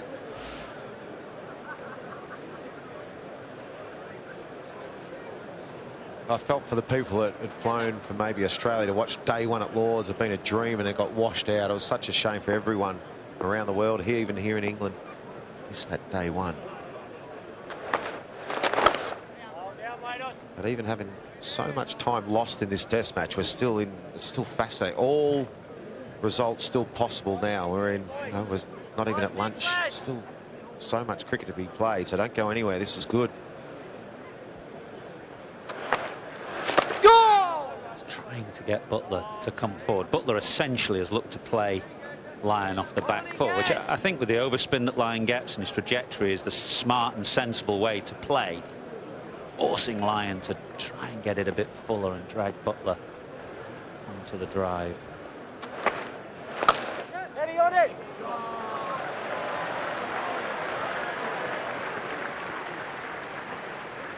Watching Josh Buttler when he's normally such a fluent cover driver, and even against the spinners he's got that, he hasn't got like the traditional cover drive. He sort of hits down on the ball, and just watching this replay, even just pushing into the gap or just watching him play here, he hasn't got a big backlift. He's got a short backlift and just sort of pushing it into the gap, just relying on timing.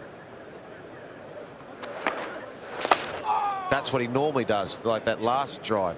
If you watch this previous ball a couple of balls ago, you watch how he just said no backlift and just pushes it into the gap. See, hardly any backlift and then just pushes it into the gap. It's good batting.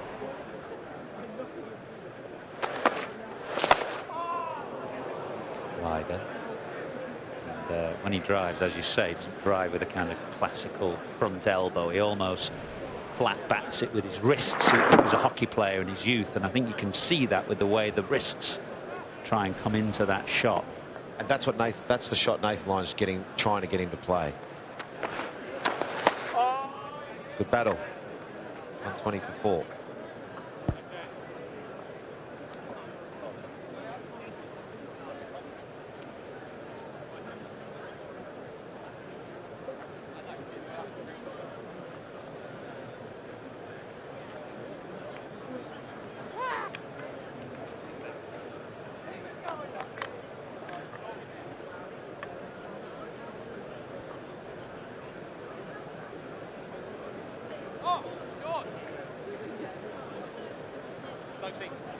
Jofra Archer became, I think, the 4th England cricketer to be born in Barbados and play for England. Man on screen there, Gladstone Small, was another. Roland Butcher was another. Who was the 4th? It's gone out of my mind now. Devon Malcolm? Chris Jordan, of course. Chris Jordan. Man who gave Jofra Archer his cap. Those are the 4 born in Barbados who've played for England. Roland Butcher, the first, bit of a trailblazer in his own way. Ironically made his Test match debut in Barbados in 1981.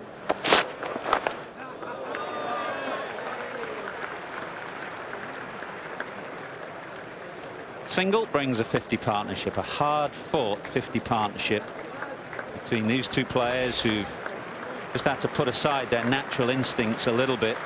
Battle through late last evening, 12 overs, which they did well. It's been hard going. It's Test cricket for you.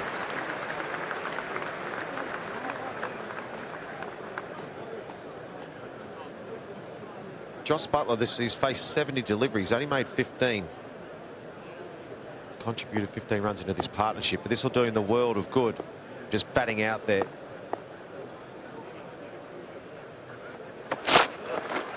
Just spending that time out in the middle and getting the rhythm of batting, knowing what to leave, what to play. Because to me, Joss Buttler is super crucial to the England team. Hasn't had a great start. 5 and 1 at Edgbaston, knocked over from Cummins both times, and then Lords 12. Got a good delivery from Siddle. But this will do him the world of good, just being this time out in the middle. Just a reminder for viewers that we'll be going to the football on the main event shortly. If you want to stay with the cricket, go to the Ashes channel. Buttler puts a full ball for a couple. Sheffield United, Crystal Palace, I think, is football main event. Good game. We love our football, but I tell you what, I wouldn't be going anywhere from this Ashes. Switch it over to the Ashes channel, because this is going to be a ripping day. Absolutely.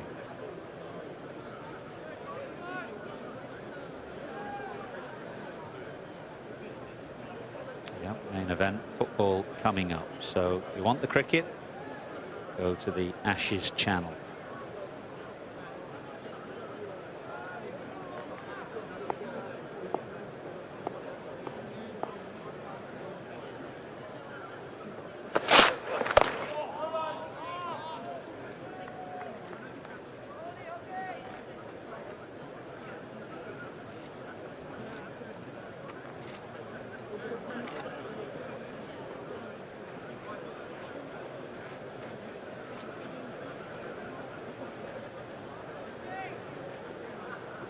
The Ashes channel we are.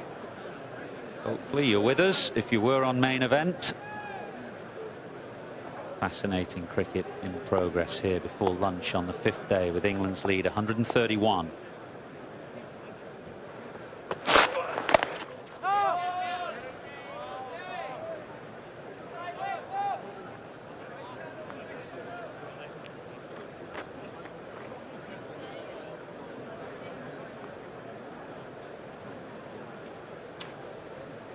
Chat about Marnus Labuschagne being a substitute, concussion substitute for Steve Smith, not just with the bat, of course. He, like Smith, is a bit of a handy leg spinner. Seen much of him? Yeah, seen a bit. He's done a fair bit of bowling in the county cricket this year too. He's tried getting better and better. He bowls quite fast, quite flat, but he can spin the ball. So if this partnership drags on a bit longer, then don't be surprised if he might bowl an over or two as well. That'd be coming as a sub, get a couple of wickets. 123 for 4. He's the type of cricketer who would probably get more experience and more bowling for Glamorgan in the county championship than he might do in first-class cricket for Australia, just because of the greater opportunities. So he's got 19 wickets there. He's bowled almost 200 overs in the county championship this year for Glamorgan. He's having a great year with the bat, over 1,000 runs. Just getting a bit more experience with the ball as well. Just playing every day and bowling. Look at that, 19 wickets at 38 on top of the 1,000 runs you say. It's a pretty good county pro, that. And you'll learn. The best way to learn is to bowl in all the different conditions. Ball might be wet sometimes. It's slow pitches, fast pitches.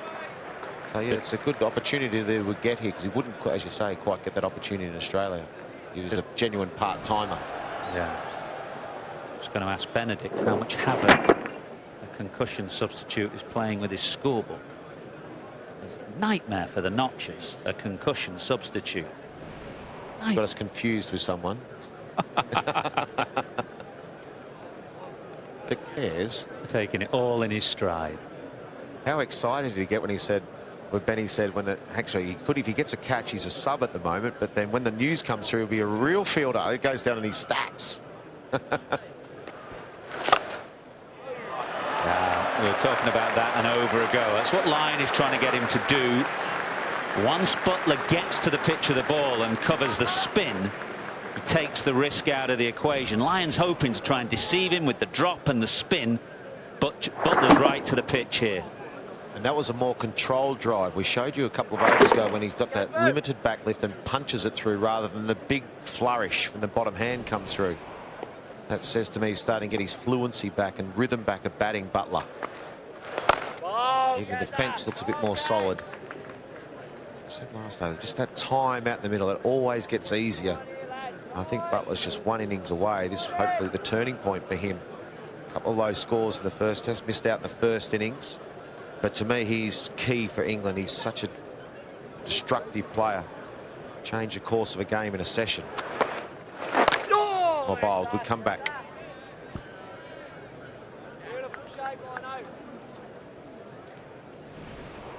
And I think the number 6 spot's better for Jos Buttler too. I think Ben Stokes is probably the best batsman behind Joe Root. So I like to see him at number 5. It's a better order for England.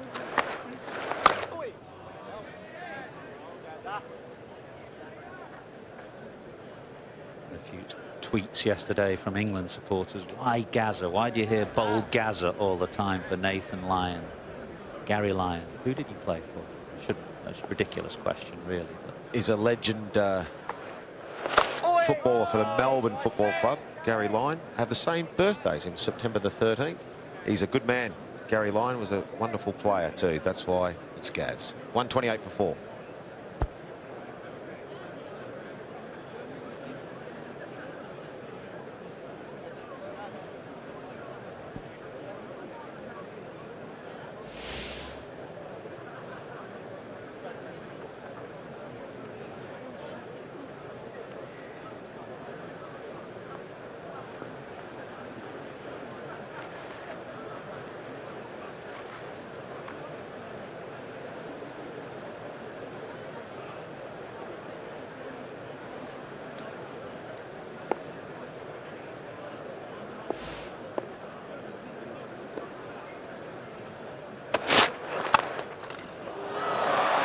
strike from Stokes.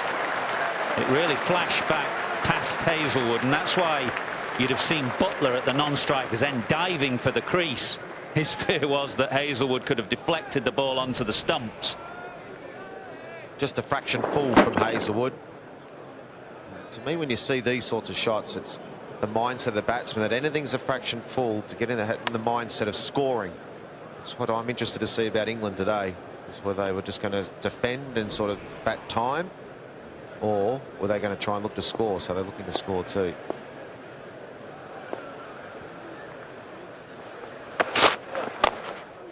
Joss was scrambling at that non-striker's end, wasn't he? Don't think he'd made it back, you know. As you say, he got a real scramble on to get back into his ground, because Hazlewood could easily nudge that onto the stumps, and he was out of his ground.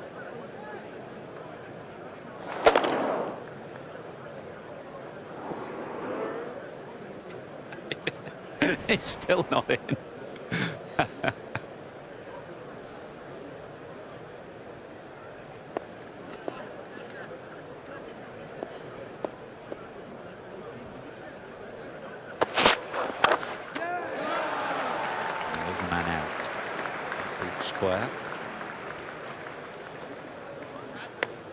Had our eyes on the speed gun a couple of times. Shane has just said something. Pretty sharply here, a bit quicker than he looked. Yeah, and I was sort of expecting to be 85, and look at that last one, 89, and the first couple 87. But just the way he's running in here, Hazlewood, and that's been a significant change in the last 12 months of how hard he's running into the pitch. He's approaching the wicket harder. Let's watch him run in here. His legs at the moment are really pumping too. They're steaming in. He's a big man. That's That's a good bit of bowling. It's not where Buttler intended the ball to go. He's looking to drive that wide of mid-off or through extra cover. He just got his head the wrong side of the ball, and in the end he skewed it past slip. They all count. When you look at that England lead at the moment, 145. Starting to get to an interesting stage now where I'm sure the England camp are thinking, well, hang on, 145. There's still plenty of overs, 74 overs left today. Should we maybe have a crack at it? Should we have a bit of a crack at it and maybe get Australia in? What sort of, how many overs do we need? What sort of total do we need?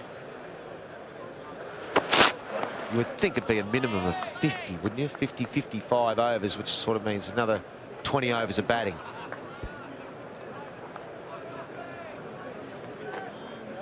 Yeah, these two, with a bit of freedom, could easily push that rate along at 5 and over. Give England another 100, say, in 20 overs. England will be factoring in the absence of Smith. Worn pitch, rough patches for Jack Leach. Still need a lot of things to go your way, wouldn't you? I mean, you've got Archer if he bowls an unbelievable spell, or Broad gets in one of his spells, and it's pretty ordinary batting. Leach to spin a web. 137 for 4.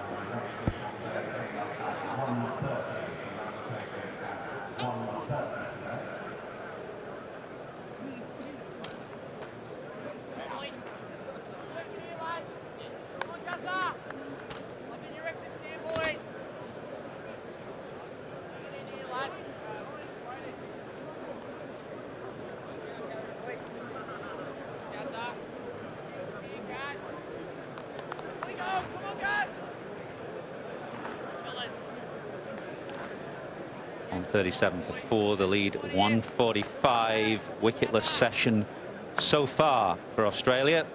Change of voices. David Gower, Nasser.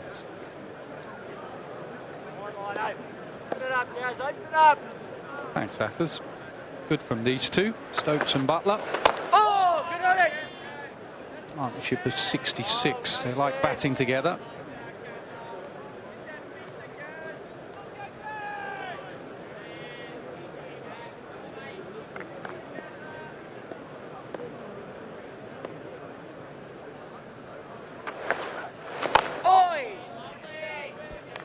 All sorts of questions being asked at the start of the day as to the potential approach. They got it very much right. Defended well, attacked when they could. Nothing outrageous.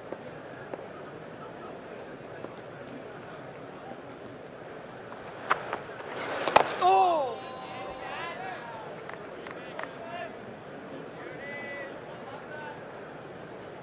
Love it, Gaza.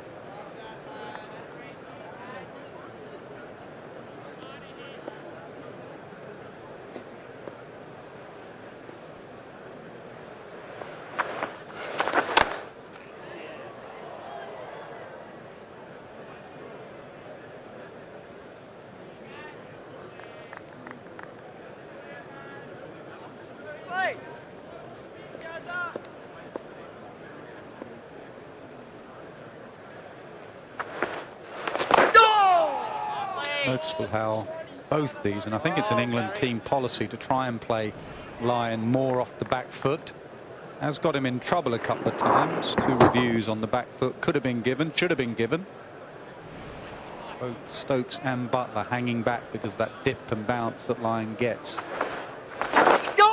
Occasionally, because of that, he pushes it through quicker. Try and trap him on the crease. Butler's running is good. As I say, these two know each other well. They run well. 140 for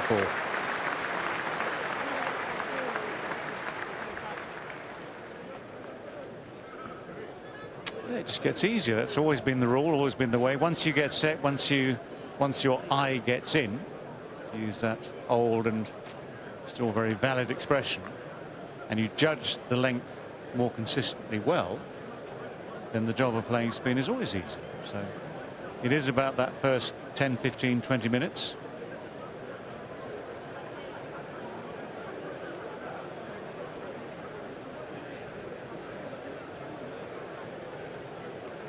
Partnership now 69.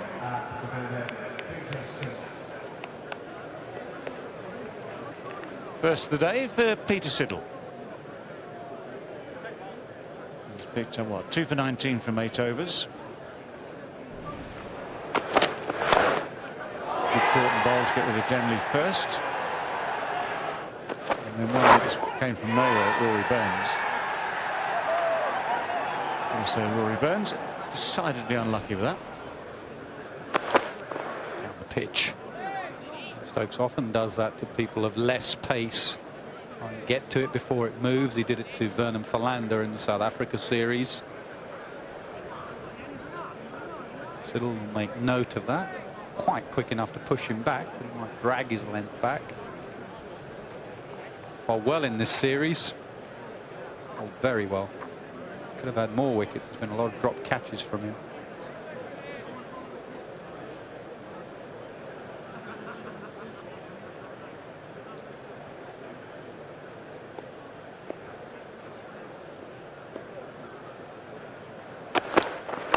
And again, 4 drop catches.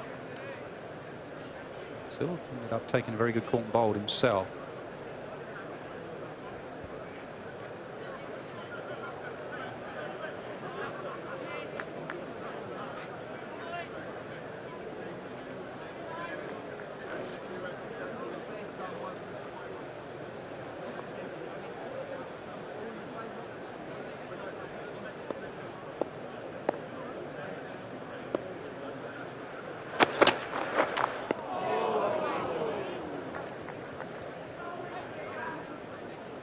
Stokes deciding to stay back on that occasion. Went down the slope. It was very deliberate. Look at the hand position, seam position. It's always meant to go down that way. Just swung a little bit first, then carried on. Stokes nicked that. He'd been livid. It was a long way from him by the time he was hanging that bat out.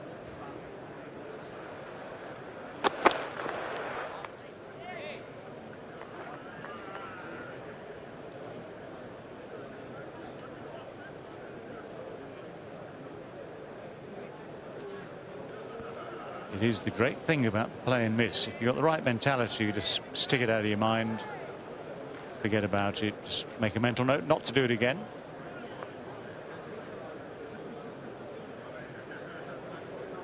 Pretend nothing's happened. If you nick it, everyone notices.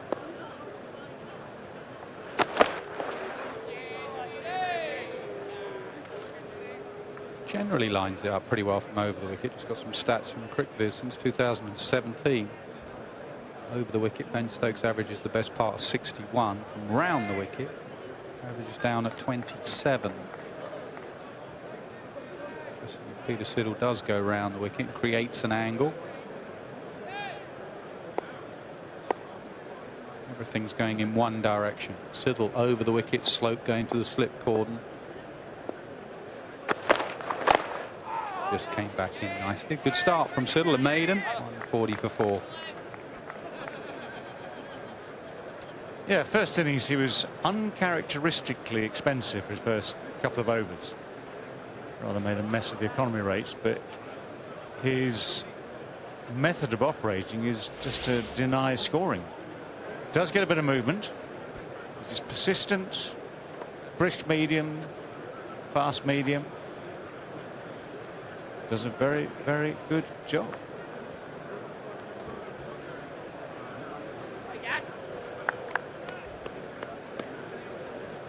Come on, guys, move!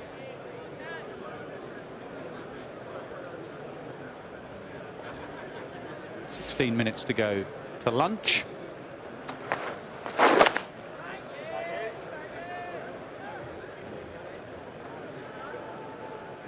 Well, this was the first crucial bit of the day, wasn't it? First hour or so, if things had gone wrong for England, if wickets had tumbled, pressure would really have been on. And the odds would have swung violently towards Australia. Now that things have settled, I mean, yes, things can change quickly, but now that things have settled, get through to lunch, say, still 4 down. very, very different thoughts all around the ground. Actually gets harder in some ways. Catch it, mate.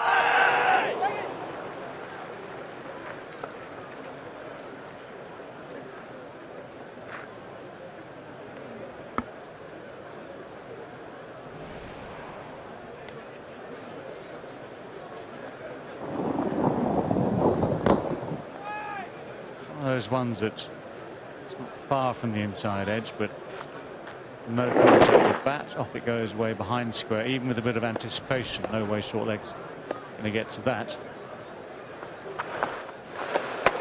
Yeah, just hanging back, Stokes, thinking of playing off the back foot. Lyon knows what he's trying to do, so goes fuller and quicker, tries to get him coming forward. Good battle, this. Well, the irony is, if he'd come fully forward, he might have smothered it anyway. But because it's only just not even half a step, giving it time to turn and bounce and miss the outside edge by some distance. Side edge on to boot or pad, no one up offside.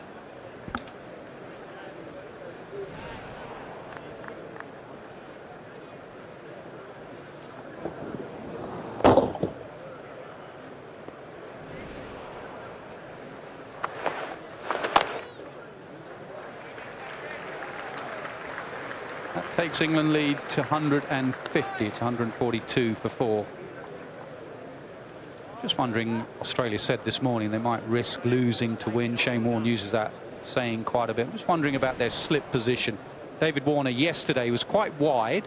He might feel his best hand is his right hand. He then went finer and it went to his left and he dropped it. And today they've had just one slip in until that last over. And they finally brought a slip and a gully in. For a long while there, David Warner was trying to cover 2 positions. Just feel that at times when you've got this opportunity, Australia missed a trick to Ben Stokes. Didn't have that slip and the gully in.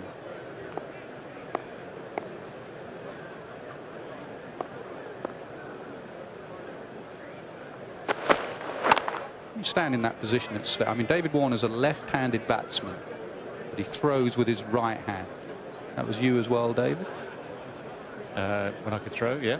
So does that, your better hand at catching would be your right hand, would you say? Well, unless, to be fair, unless you develop what you should do, what I did, I think, is you develop the ability both hands to catch. So I didn't really have a favoured hand, but right-handed would have been slightly better. Yeah, so that's why he was probably wide to start with, because if anything, he wants to be beaten on the inside to go to his right. He didn't know quite where to stand. Down the pitch again. Third man is wide, so he'll cut it off. Stokes comes back for 2.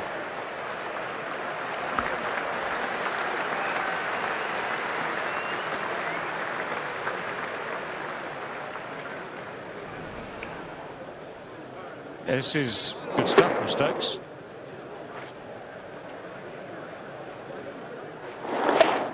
Gains himself, what, a good yard or so down the pitch. Went at it hard. No gully, so no gully to worry about. He's now 48 not out.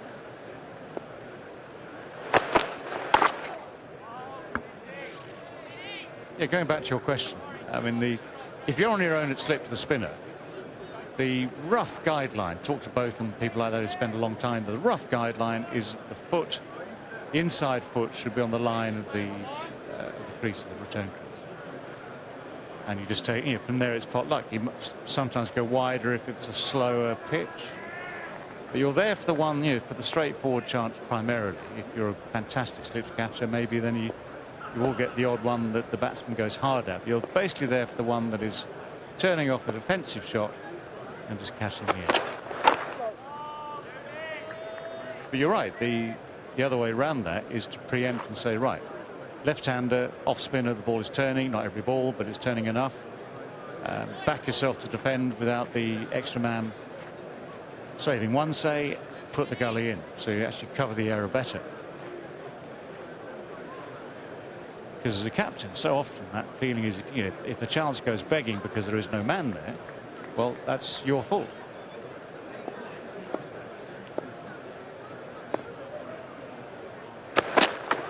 Now the pitch, saw him coming. Siddle is watching. You could tell in one of the slow motion replays we did. If you go on Siddle's eyes as he's bowling, he's watching Stokes' feet. He's not just running up and hurling it. He's seeing if Stokes is shimmying and adjusting his length accordingly.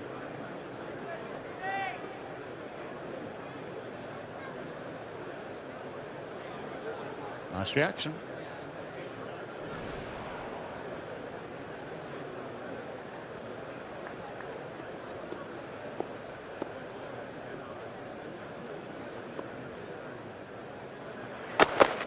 And again down. Good contest. Siddle and Stokes. 145 for 4.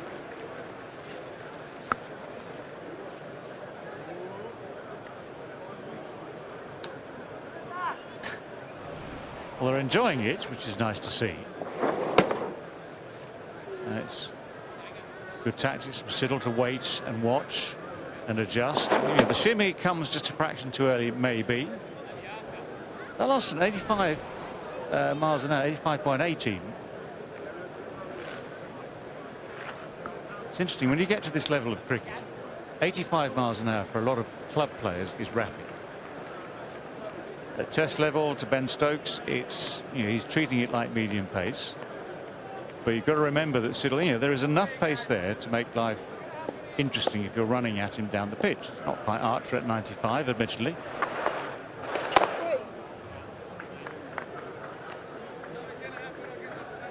Ball, Gaza, ball, Gaza. Come on, boys. 5 and 6, boys. 5 and 6 here, lads.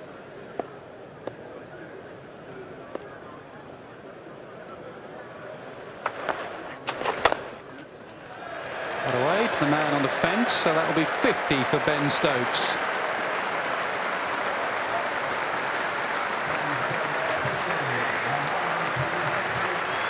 Well, I would say Ben Stokes would be very satisfied with that.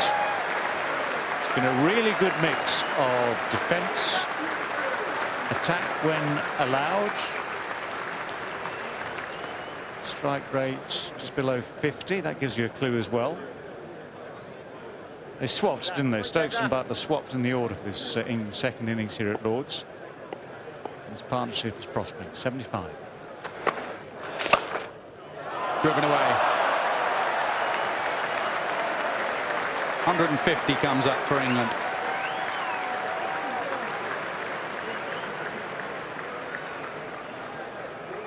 Well, it seems to be working for Stokes. Now seems to be working for Buttler as well, who has settled in to his work. He's been batting for just under 2 hours. So Buttler at a strike rate of 33. That's not something you'd normally associate with Jos Buttler. It's been a characterful innings. Time well spent at the crease. Nothing like time at the crease to get your rhythm back, get your confidence back. Situation on this 5th morning was very straightforward. If you lose a couple of wickets early, your side is under immense pressure. If you're still 4 down at lunch, your side feels infinitely better.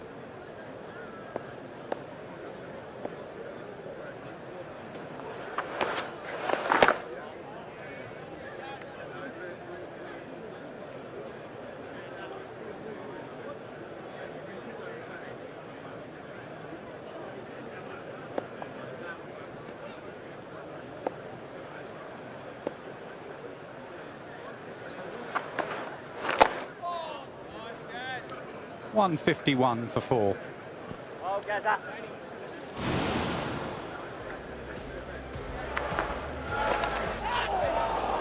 For this Ben Stokes 50, there's been the odd slice of luck. There's been a lot of grit and determination.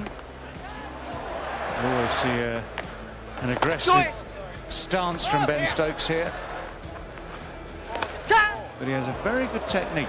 A bit like, just reminded of Ian Botham in his prime, where people associate people like this with aggressive play. Well, you need defence. You need the ability to stay there to prosper on days like this. So a good innings all round. You don't begrudge a little bit of luck now and again when the ball is turning away from the outside edge like that. You just turn that into the opposition's problem if they don't take the reviews, if they don't take the catches. Not your problem. You just carry on. Buttler now down the pitch as well.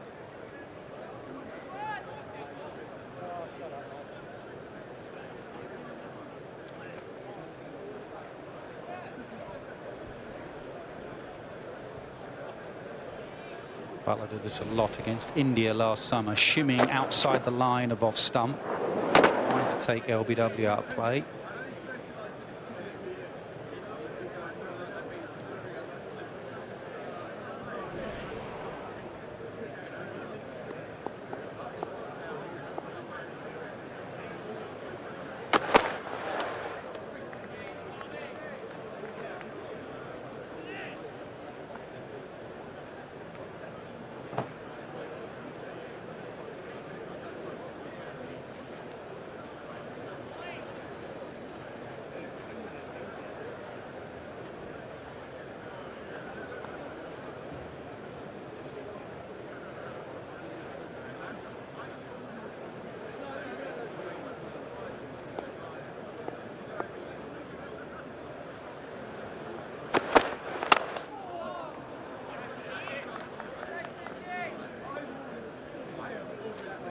Just thinking about the way these two batsmen use their feet to siddle, just get the impression, or my impression is that Stokes is looking to sort of change the length, be aggressive, look for ways of picking up runs. Buttler similar, but that way he goes just outside off stump is a way, as you say quite rightly, just sort of trying to take out the possible LBW with sort of nipping it back down the hill. So it's slightly different ambition. Got good rhythm though, Siddle. His speeds are up at 86 miles an hour. Got better with age.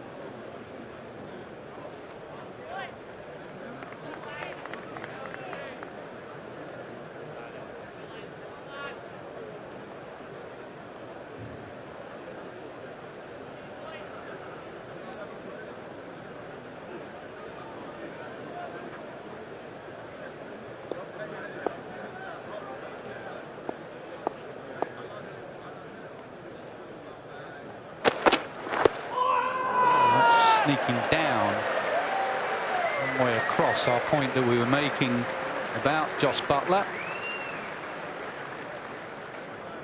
Just waiting to see if there's a review there, that's all. There was no review, so he gave it as 4 leg byes.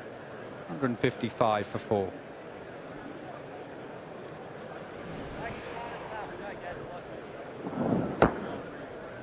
Yeah, it was noticeable that the only man really enthusiastically appealing was Siddle himself, who's thinking, yes, the man's gone across, yes, he's trying to aim at the stumps. That's his counter to it. In the end, the impact is what, just in front of the leg stump. The obvious line is missing by a distance. Signal there from Tim Payne to Labuschagne to get loose. I'm not sure they'll have time before lunch.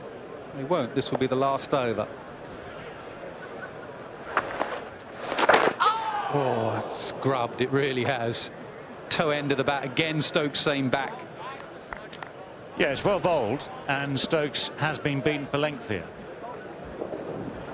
But you're right. It's just hit the edge of the footmark and skidded.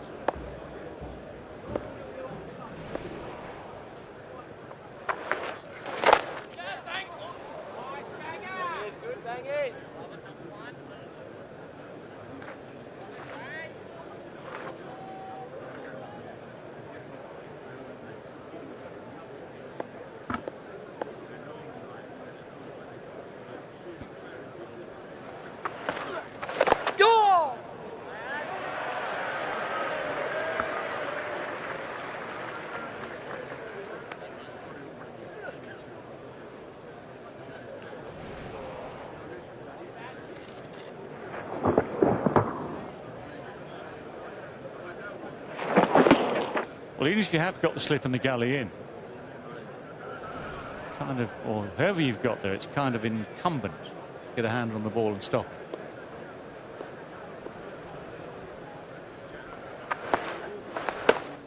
On the angle, that's what's created that doubt from Buttler. Just a change of angle going across. He plays for spin, natural variation, doesn't.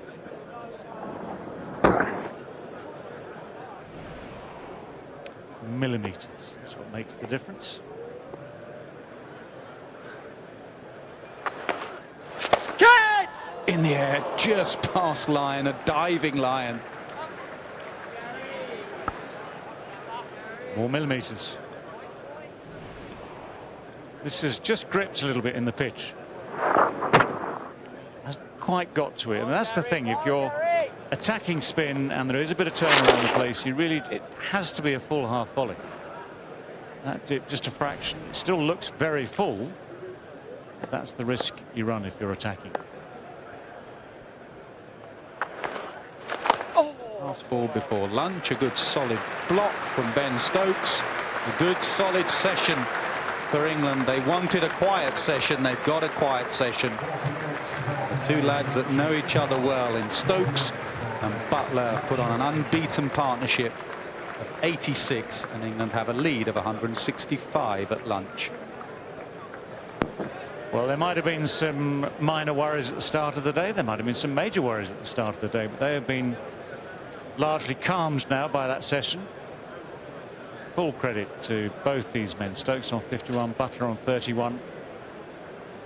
Good occupation in the crease, good attitudes. Australia have bowled well, for sure. The pitch seems to have just not gone quiet, but it's offered enough. A little bit of encouragement here and there, but these two have just battled their way through. So a very good morning for England. 40 minutes during the lunch break to start thinking about the next plans.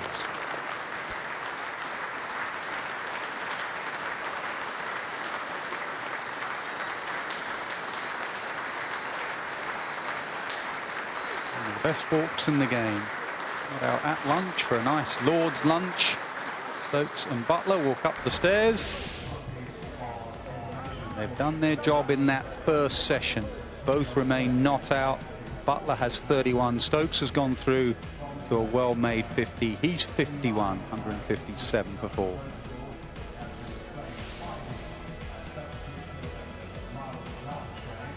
All the Aussie bowlers bowled pretty well, to be honest. They're probably regretting some of the catching and some of the decision makings on review last night. Cummins has 2 for 24. Hazelwood without a wicket, 0 for 29. Siddle has 2 for 22. He had good rhythm just before lunch. Nathan Lyon, 20 overs, 0 for 65. Match summary: England were inserted, made 258 and are 157 for 4. Australia got 250 in their first innings. England are 165 runs ahead.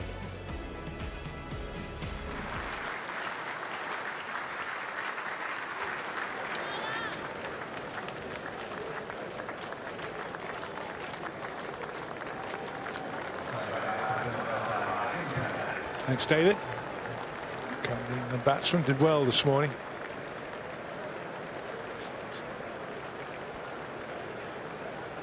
Partnership of 86 much-needed runs. Put England into a much healthier spot. They now lead by 165 with 6 wickets in hand. Stokes not out 51. Buttler not out 31. They'll be pleased, the England dressing room, that Buttler has got some runs. He's been a little bit short of runs in red ball cricket, which might have been a bit of a hangover from the World Cup final. So we all know he can play. Taking another hour of these two and would be in an extremely healthy position. No surprise, Australia going to open up with Pat Cummins, world #1 ranked bowler.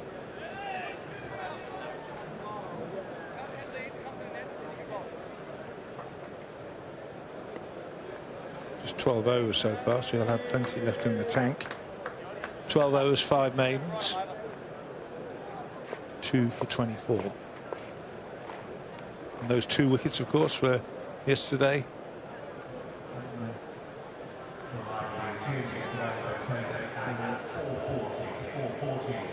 Jason Roy, leading edge, and then very next ball, England captain Joe Root. The celebrations that followed that, you'd have thought they'd won the Ashes. Well, case at the moment. Pat Cummins then, 3 slips, 1-2, and a wider one at 4. A lot of bowlers, quick bowlers, loosen up with a bouncer. It's a sort of thing that I think really started with the West Indian boys. When there's 12 of them lined up over a period of 12 years. Yeah, you get a fair bit, but they quite a few of their boys used to do that. Not a bad way to get loose. Hazelwood there. Let's see whether Nathan Lyon persists from the nursery end.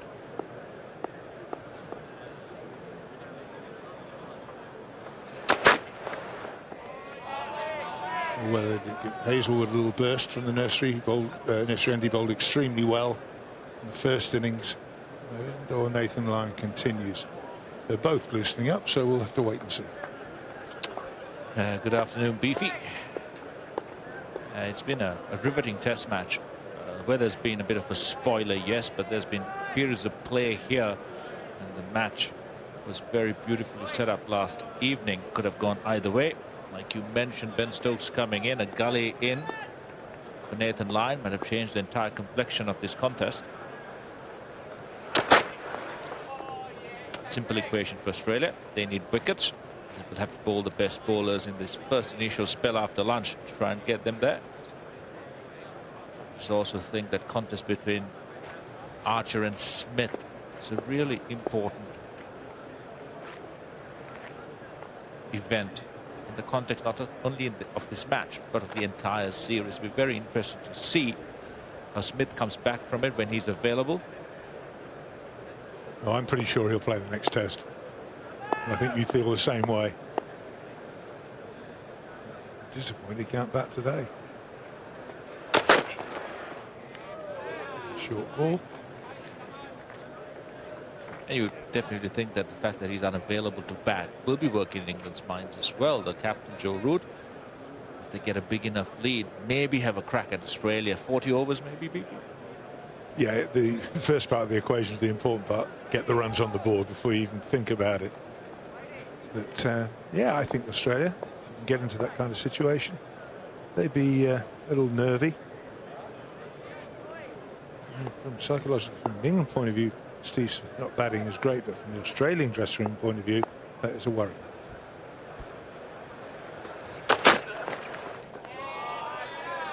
A lot of the Australian batsmen don't look in the best of nick, even if it's a target that is unachievable for the Australians, at least to try and get some more wickets and, you know, have that hanging over their heads come the next test could be important. Yeah, keep them down. Your foot on the throat, just hold them there, because cricket, a lot of it is in the mind, and someone like David Warner, for instance, who's woefully out of form. Stuart Broad's got to him 3 times, I think, in 3 innings. Do it again, and then he will have the wood on him. Maiden over then. Pat Cummins, 157 for 4.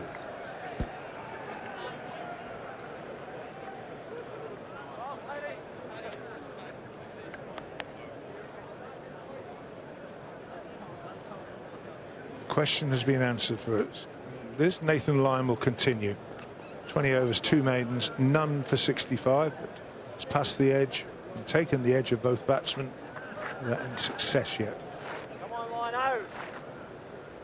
Great energy, Heady. One more wicket, and he'll go past D.K. Lilly.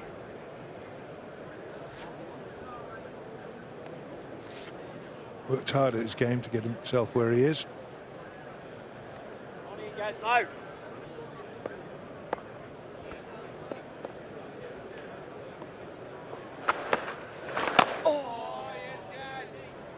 The Lions bowled very well to the left hand. He's bowled with control. He threatened Stokes' outside edge numerous times last evening. Stokes would have breathed a sigh of relief every time he looked and there was no gully in place. On the case now.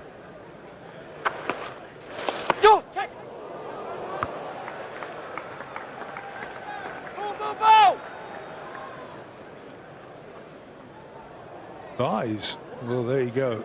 Not quite sure what happened there. Ben Stokes didn't know where it had gone, and Nathan Lyon was confused. Here we go. So look. Oh no, it's hit the rough, hasn't it? Then it hits the keeper's gloves and almost takes out the gully.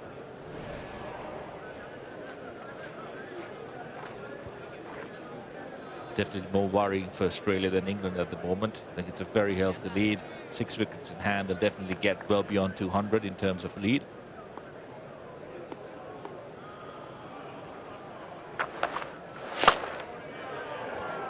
Oh, I feel he missed out there.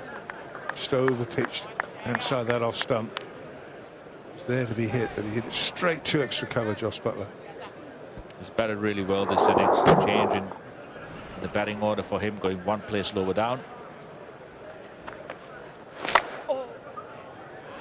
Different intent. He came out looking to score runs. Did some of the things he did last season, using his feet to the fast bowlers, trying to get outside the line of the stumps, looking to score runs. What I would like Nathan Lyon to do is actually have his short mid-wicket straighter and really forward from where he is now in a static catching position. A couple of times Buttler's hit the ball in the air through there. Yeah, just moving a little straighter, a little closer. Mid wicket.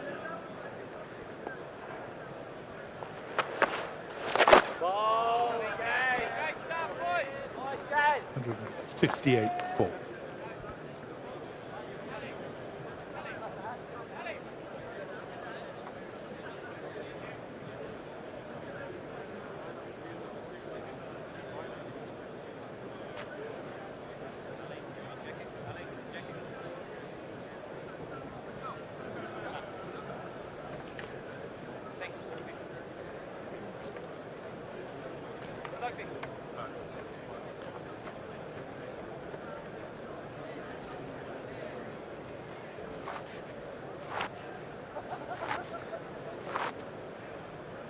Cummins changing his line of attack and around the wicket to Ben Stokes, so a short delay while the sight boards get moved across.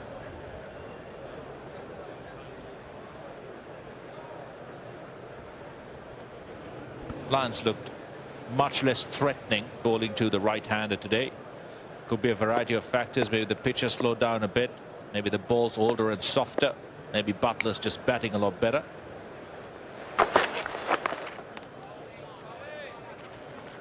But either way, Lyon has struggled a bit to threaten the inside or the outside edge of that right-hander. Short leg's been positioned there for quite a while. No reward. It's been the same for the fast bowlers. There's a bit in it. Just slowing down a bit more. 56 overs already gone. It goes a little softer, doesn't it, the ball? And it's first 30 overs really with a new ball. You really must make it pay. Well, we might look at 2 here. That's excellent running. Excellent running.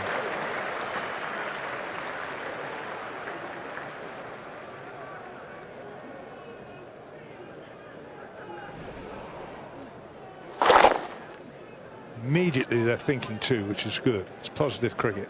If you get into that positive mindset, I think it feels a little bit more comfortable. You're just going out there to bat and try and survive. It's very difficult.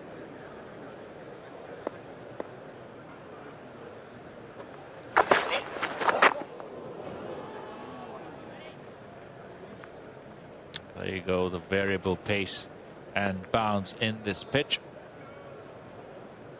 Marcus Harris, substitute fielder. Nathan Lyon just running off the pitch, probably for some routine maintenance.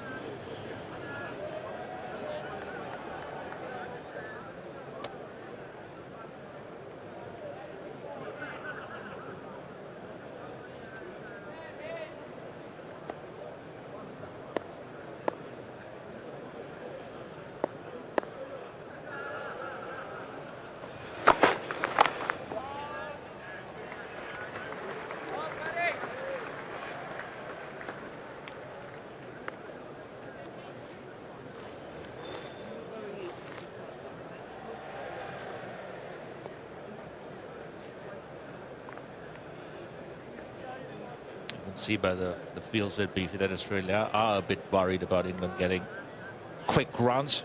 They've got fielders on the boundary line. Also to Ben Stokes, deep point and a deep square leg, but for the right-hander. Point comes up, saving one. Deep square leg still drops down, deep mid-on. So slips in a gully.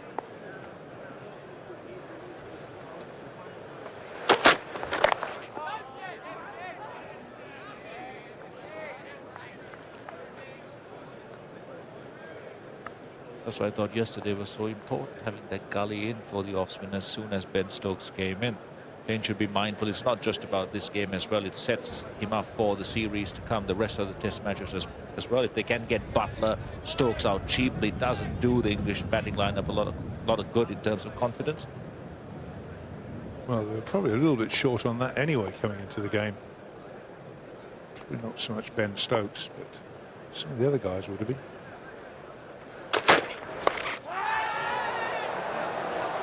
It's straight to the man at fine leg. Never, didn't have to move an inch, and Josh Buttler picked him out.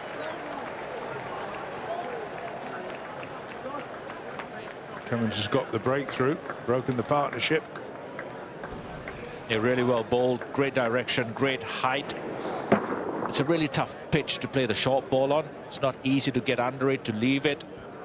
The variable height really forces into playing strokes. The only thing probably Buttler could have done would have been to roll his wrists over and try and keep it down, but not to be. He goes for a well-made 31. England 161 for 5.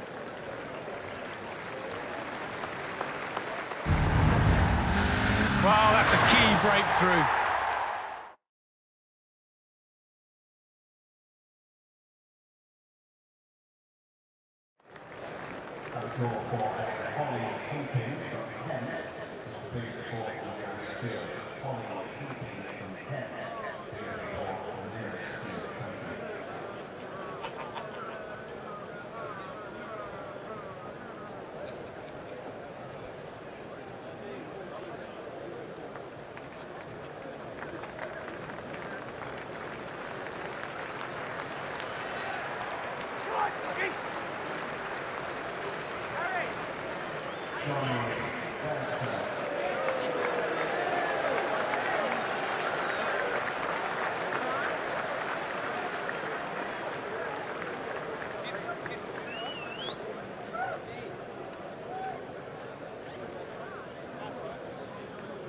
Johnny Bairstow is out.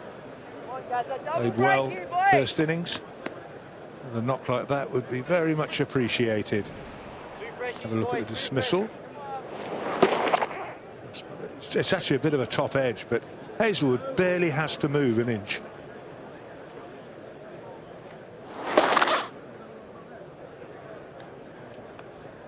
Sorry, maybe 2 feet. Just an awkward height, an awkward delivery, isn't it, to try and can't really leave it.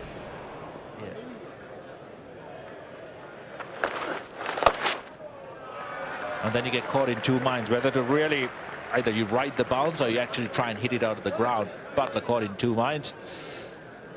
Hit it straight down the fielder's throat. Well, I think that's why he probably got that top edge, because he was perhaps trying to come down on top of it, so the back angle will change. Whereas if he just committed to just smashing as hard as he could, he might have got away with it. Yeah, and pitches like this make playing the short ball so much more difficult. Everyone can, you know, think that, okay, hard bouncy tracks with true bounce and pace, it's great for fast bowlers, but as a batsman you can get under it, you can evade it. It's always consistent. Here one keeps low, another one rushes through. You're always in two minds. Play it, leave it. Batsmen get hit on pitches like this, forced to actually play the ball. Once in a while you make a small mistake and you get out. Johnny Bairstow, he needs some runs as well, batted very well in the first innings. Under pressure here again.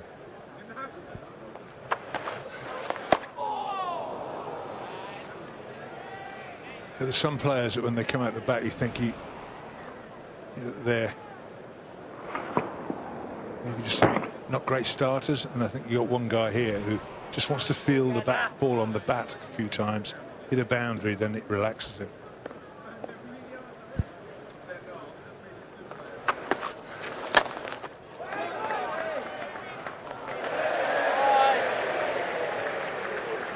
Well, he's off the mark. His field, but his head was the man guilty. Our fielding becomes so important. You want the batsman under pressure. You need to stop him from getting easy singles. Head making life for Bairstow very, very easy. We're just mentioning any batsman wants to get off strike as soon as possible.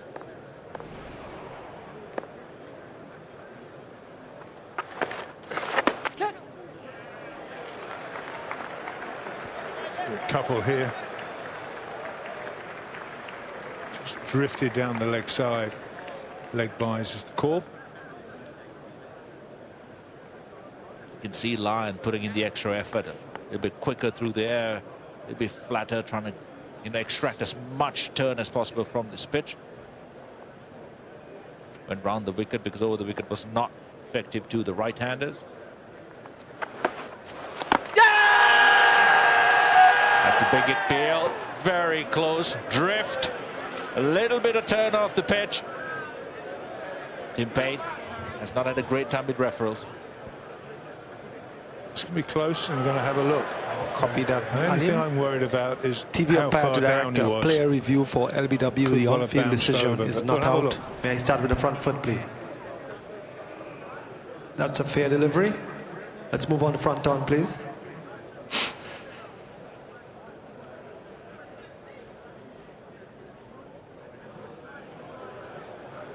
It looks like there's a gap between bat and ball. Can I get ultra edge just to confirm that, please? Standing by for ultra edge, Alim.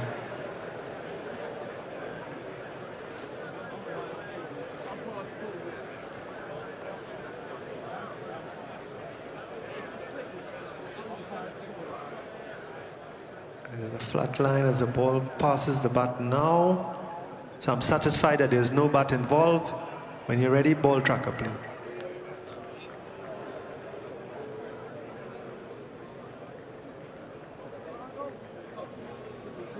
Ball tracker coming up now, Alim.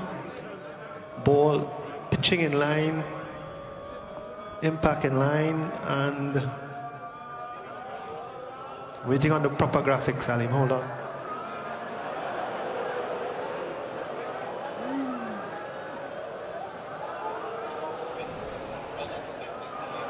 Stand by, Alim. There's a little problem with ball tracker, so stand by, stand by.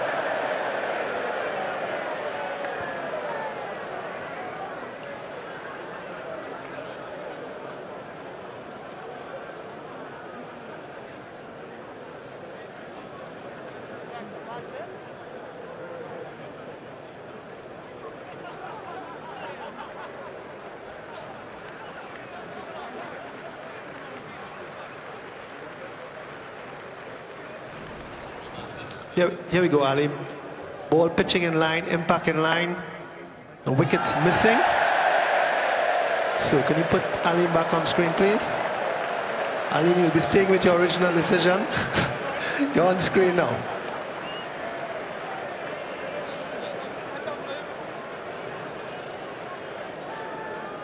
Right smile from Nathan Lyon. I think Tim Payne was under pressure to refer something. He's missed a few occasions where he should have and didn't. Bit the bullet, went upstairs. No reward.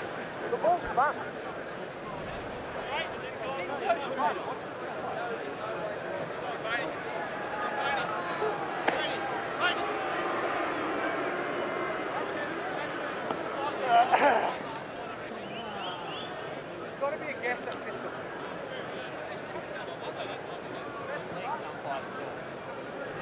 Definitely smart.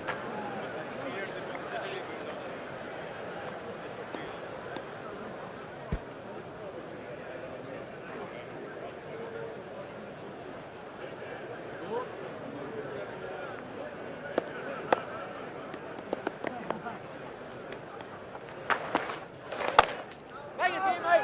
Good boy, bang. Eventually the over is completed, 165 for 5.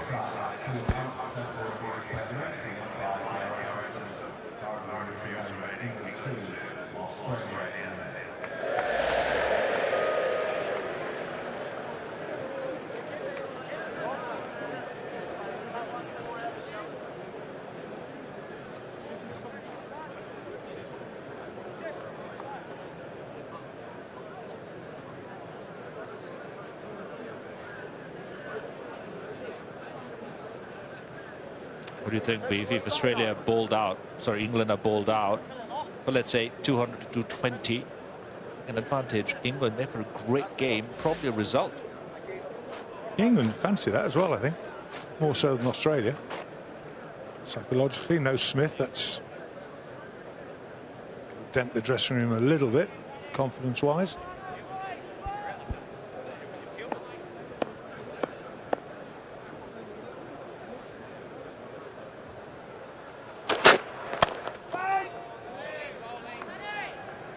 England keep batting. They want as much insurance as possible. They want to build a healthy lead before they even think of declaring.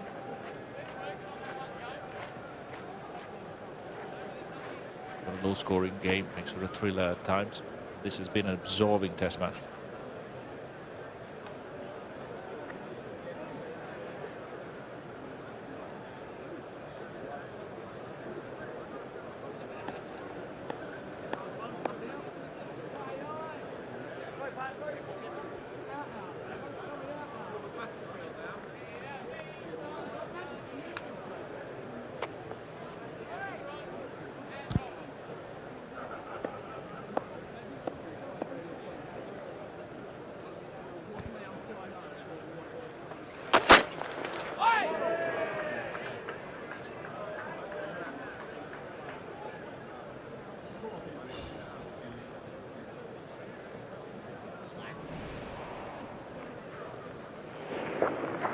A lot of effort going into getting that short ball up now.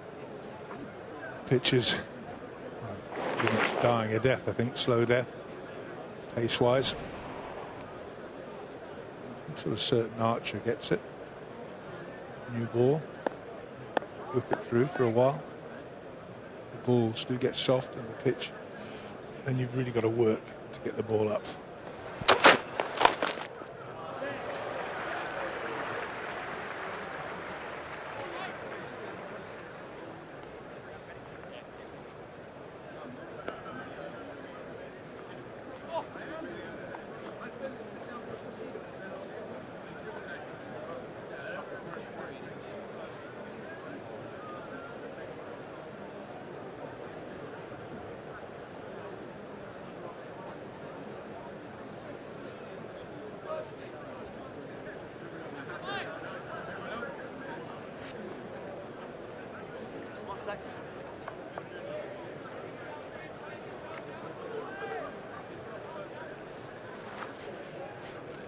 Bairstow with the neck guard attached to his helmet.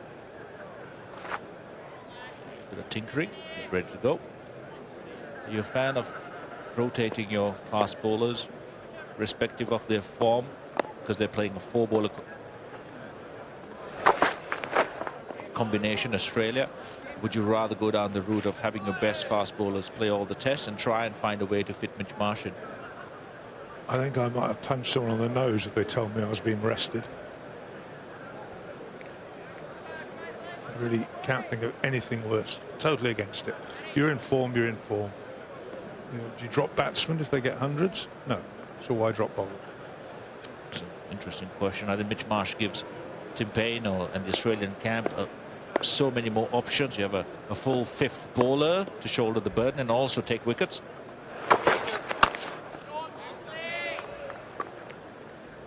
Otherwise, the rotation becomes forced rather than tactical. Australians have been, over the years, very comfortable playing a four-bowler attack. Three fast bowlers. One genuine spinner. Shane Watson, for a time, was an all-rounder. In their top order and bowling a few crucial overs. Mitch Marsh is more and more relevant.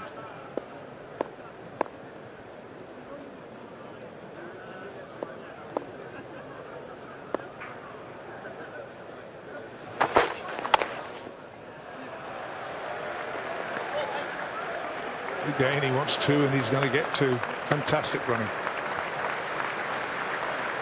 These two are probably the quickest between the wickets in the England setup. 168 for 5.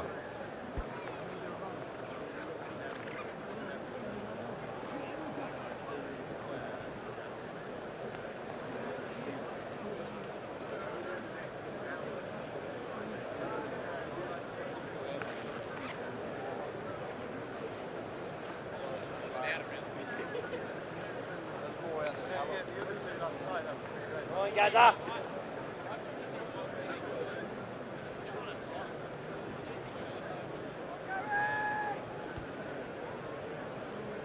Come on, boys, break it, Gary.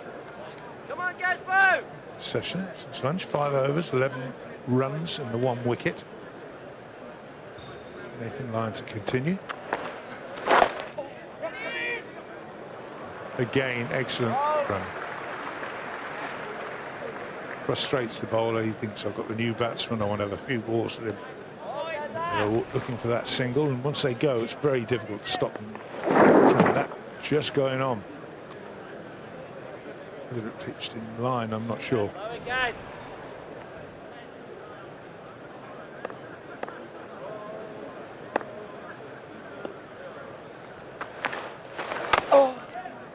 Talking about rotating bowlers, as Ben Stokes gets another easy single, point down on the boundary line, trying to set that boundary, is that they have to try and fit Stark into the attack as well. Left arm swing also helps Lyon with footmarks with the right-handers. Yeah, but you know, you put him in the side, who's going to go out? And you know, people talk about Pietersen being the man, but Pietersen's done a good job. It's just a shame that they don't seem to be able to catch the ball off him. Uses his feet very, very well, and it goes all the way. Good cricket that. Now he's got to think, do I keep the mid on in or push him back? Absolutely. This is what England should do more of against Nathan Lyon. Actually put pressure on him to change his field, change his angles, change his pace. Amazing what runs in one innings can do to confidence. Johnny Bairstow coming out here, and from ball 1 he's looked to score. He looks positive.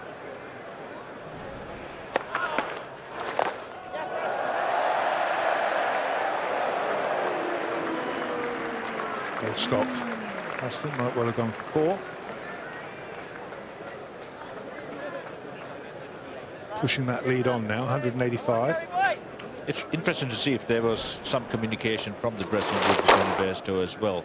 Maybe a discussion at lunch as to how to play, and maybe a total they need to get to.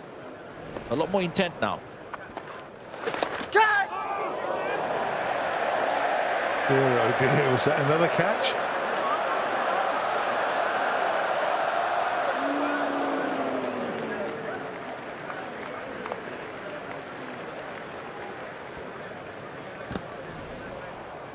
Lavishay is the man at gully.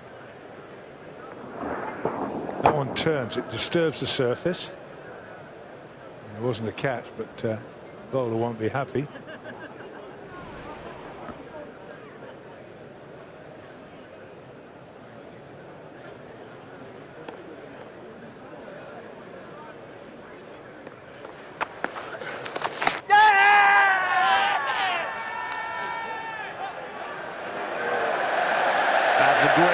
If it had taken the bat, but Ali Dan moved. No more reviews for Tim Payne. Everyone, a little discussion in the middle. Yeah. But nothing will come out of it. Beautifully bowled, great seam position. Turn. We might just have caught that up.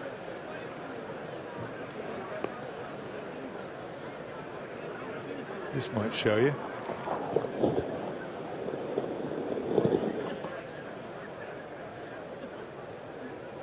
That's a great take by Tim Payne. Great take. Great position, great technique.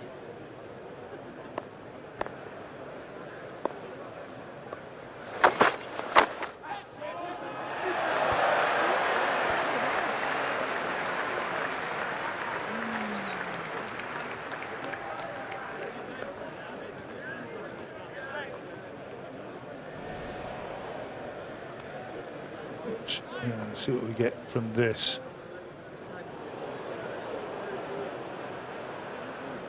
Nothing whatsoever.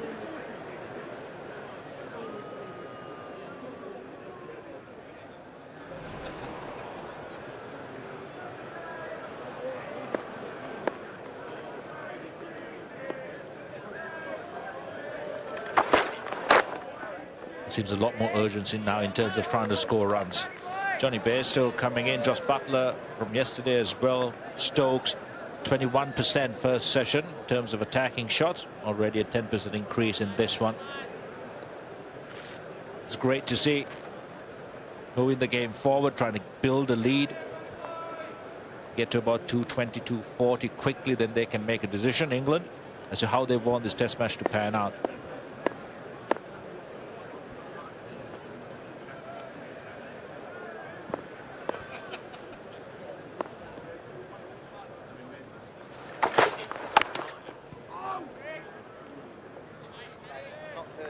Length, can't get it away. Lead now 190.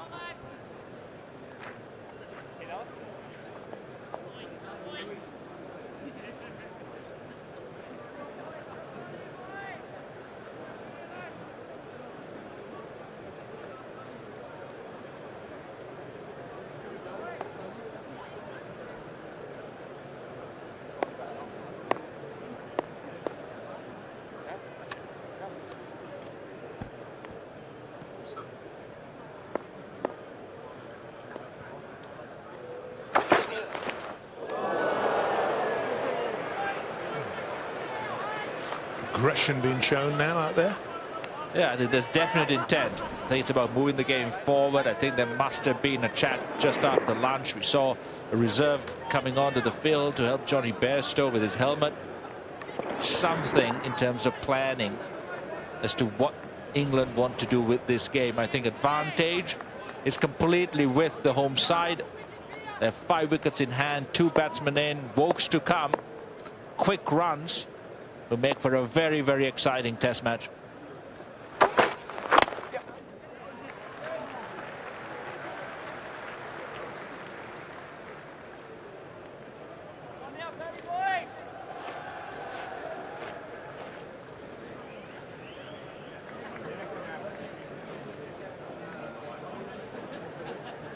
Skybox, very pleasant over there. See, we don't get invited up there.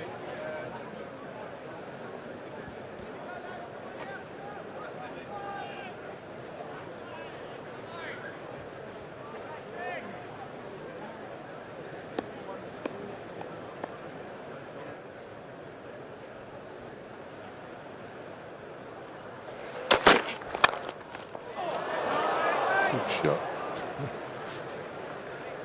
People diving everywhere. 183 for 5.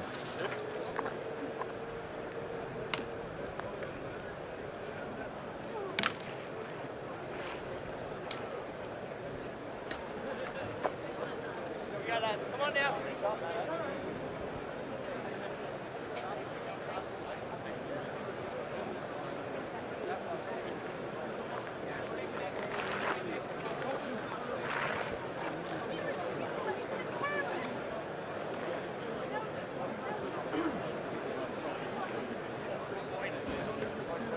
Nathan Lyon to continue in. It's 2 Lancashire. Atherton and Law.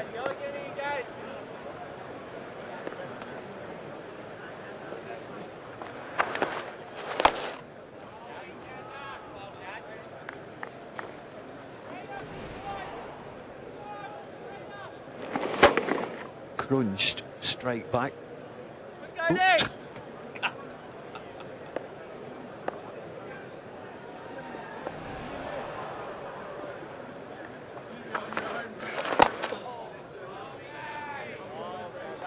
He's still wicketless. Nathan Lyon. 24th over.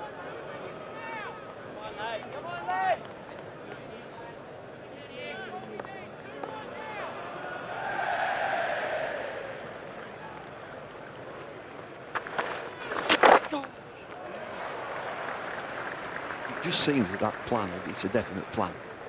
To play him off the back foot more than the front. Watching it carefully come into the pads. Saying they don't miss one of them. Well, they did yesterday, didn't he? And they didn't review, and then they did review recently when it hit Stokes on the front foot. Key is it's got a straight round the wickets. It's got a pitching line and just straight.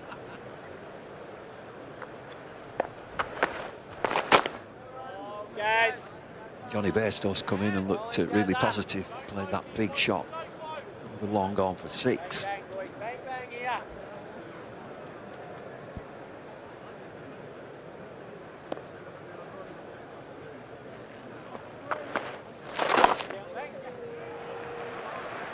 See, Bairstow adjusted his helmet just before that last ball. He's got those neck flaps, which were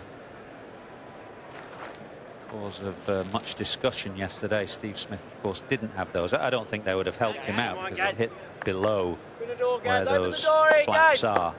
They've become very common usage after Philip Hughes' death.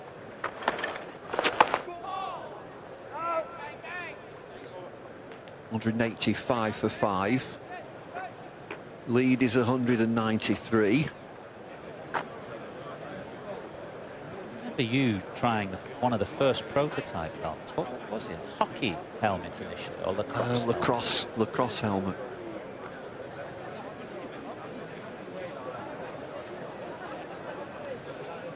That was after Roger Davis of Glamorgan was hit at short leg.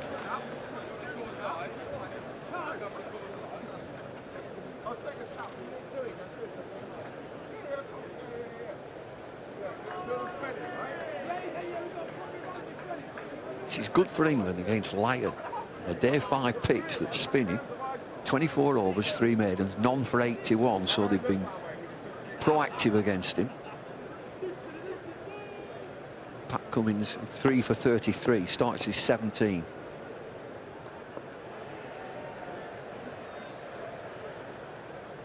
Yeah, he's been hugely impressive, Cummins, both here and up at Edgbaston. Just the pace with which he's bowled. Lively, high 80s for the most part, but very disciplined and bowling in 2 ways. At the moment, post lunch, we've seen him just holding a line outside off stump, but he can go to that different mode of attack that we saw in the first innings when he sets men back on the leg side and starts to pepper batsmen. So he's got 2 ways of going.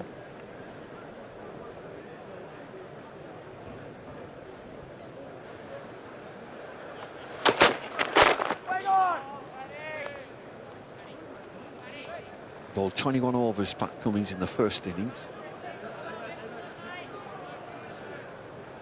3 days between tests. Next one starts at Headingley. Yeah, you feel that with Australia prior to this series, they had in their mind that they would rotate their fast bowls. 5 tests in the best part of 46 days is very tough.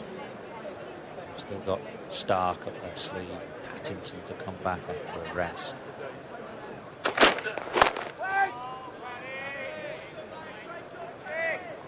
Thought that Stark would certainly be useful at Old Trafford, that hard, bare surface that tends to play to the advantage of both quick bowlers and quick bowlers who can reverse swing the ball. Depend on the rest of the square up there. There's been a fair amount of rain, and whether it's square is bare, the outfield is very lush.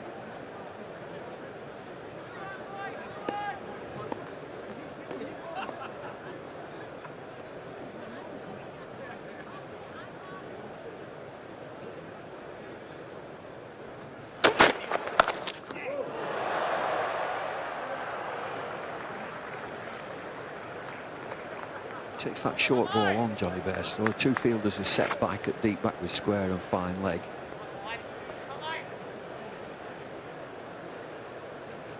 There's a massive difference, that last delivery. 84 miles an hour. A big crowd in today. And Archer will bowl at some stage.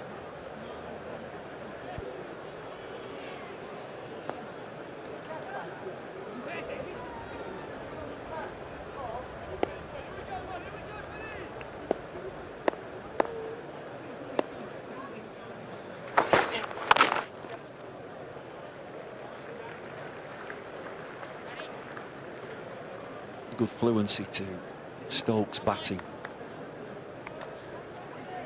Gets in good positions. Came in front of Josh Buttler in this innings.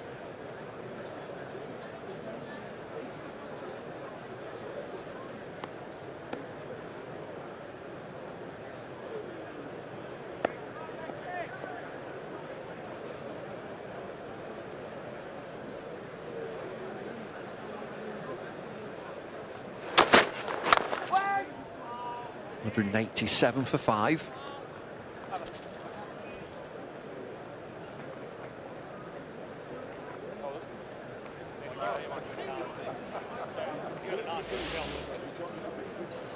On 95 ahead.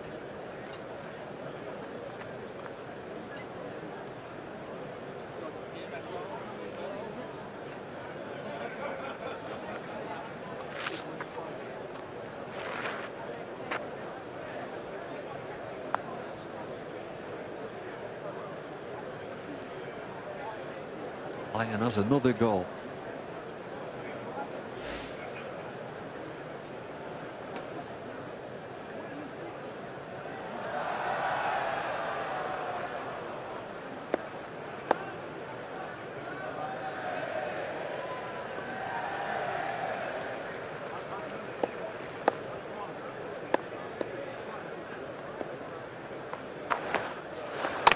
Oh, guys.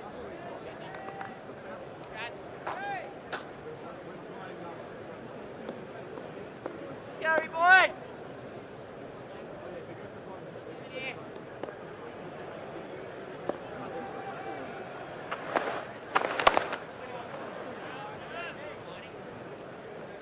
Pat Cummins has bowled 5 overs. Josh Hazlewood getting ready to come into the attack. Scary boy.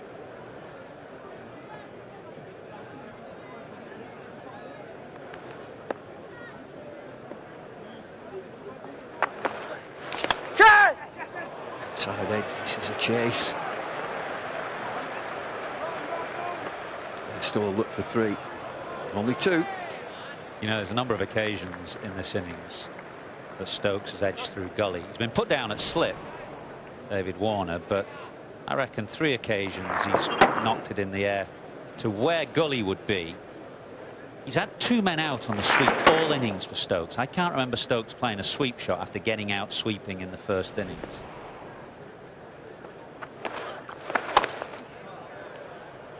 I was on with Shane Warne last evening. We were talking about bringing one of those men over to gully. He got out sweeping in the first innings, and you can see the 2 men out there. He's put that shot away having gone out. So if you wanted to get a gully in, that's where you'd take him from. Oh, big shot. Here we go. Leave that man out there. Right on cue. Right on cue, but it's taken him 68 runs to play that first big sweep shot. 74 now, the lead over 200, and a huge roar as Stokes sweeps into the main stand.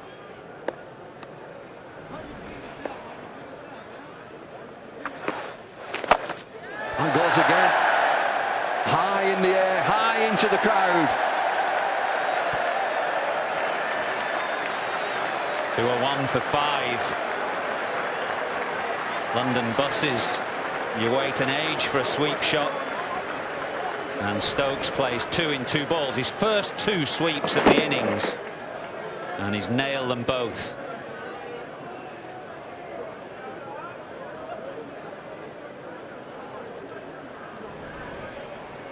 Dropped in the crowd. 2 chances.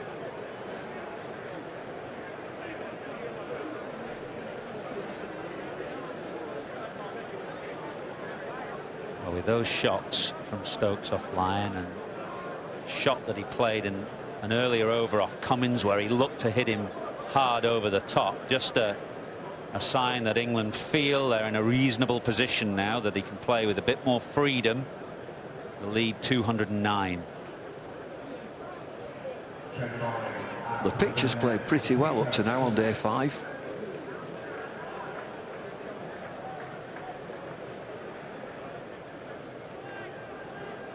Partnership is 40 from 42 deliveries.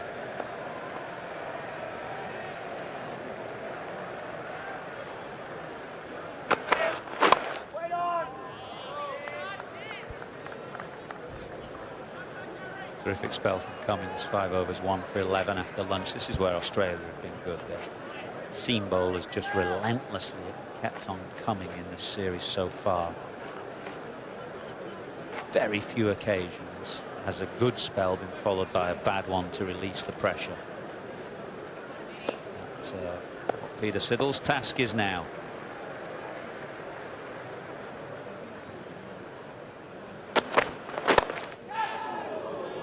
Drop short, leading edge.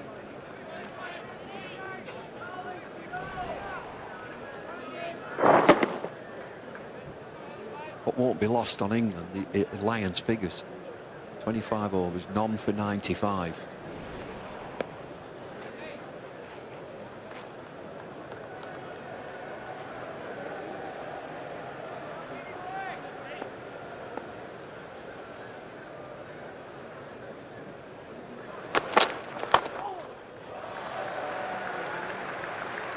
Strategy for Australia, like you say, your 3 quicks pound away one after another.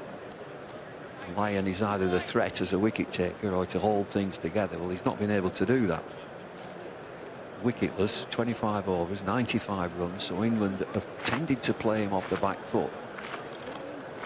3 sixes, recent sixes. 2 from Stokes, 1 from Bairstow. Yeah, in a 4-man attack, he is absolutely key for Australia.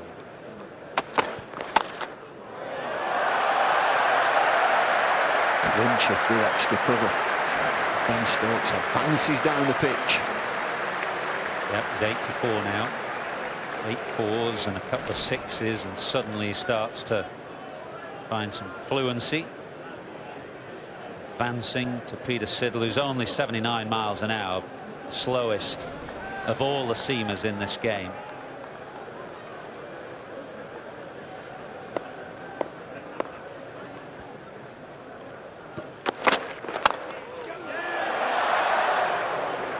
Single.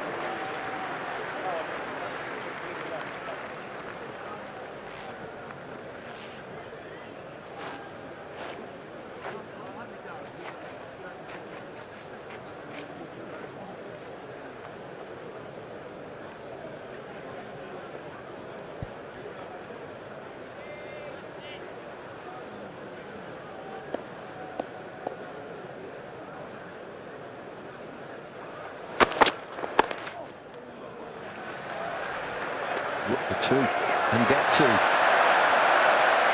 Sharp work. 209 for 5.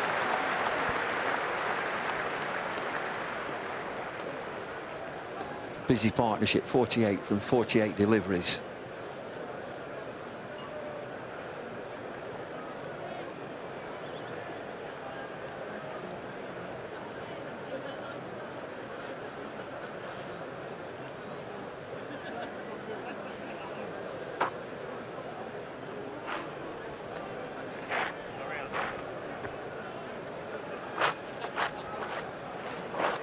Nathan Lyon out of the attack now. None for 95. Interception points. And England have been busy in second innings. They've tended to play off the back foot. The big thing is that they've scored. Yeah. Just to go back to that point, is that Australia have got a 4-man attack. They've often had an all-rounder to send down a few overs in a 5-man attack. Whether that be Mitch Marsh or whoever in years gone by. But just 4 here, really. They can get a few overs from Steve Smith or, in this case, Marnus Labuschagne. Essentially, it's a 4-man attack. So Lyon's role, absolutely critical from both perspectives. If England can find a way, putting pressure on him to get him out of the attack, it means Australia have to keep going back to the big 3 seamers.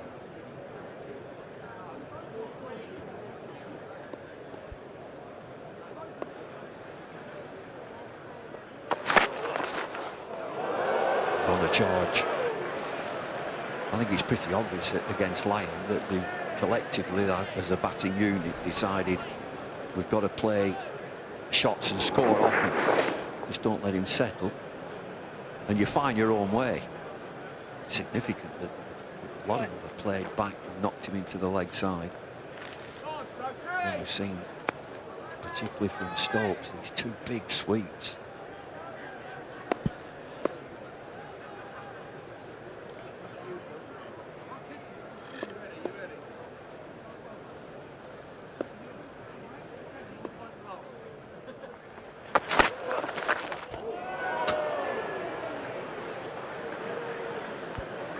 Not the kind to play for personal milestones, Ben Stokes. He's 15 away from what would be a Test 100 here at Lord's, but you can sense that he's not got his mind on that at all.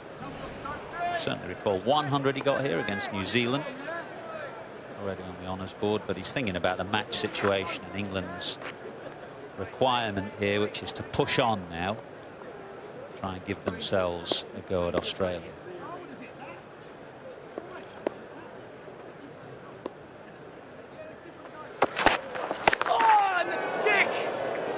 He's down.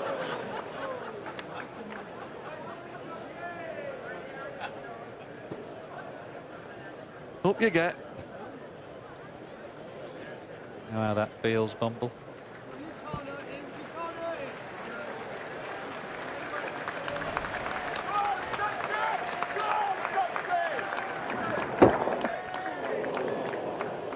He didn't quite make quite the meal of it you did. He's bounced back up. He's probably got better equipment than I am. If you get what I mean.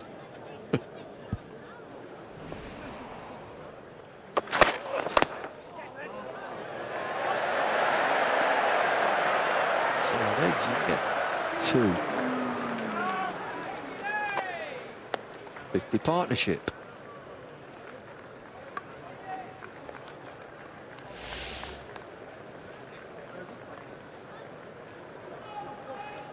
Brilliant crowd here on day 5.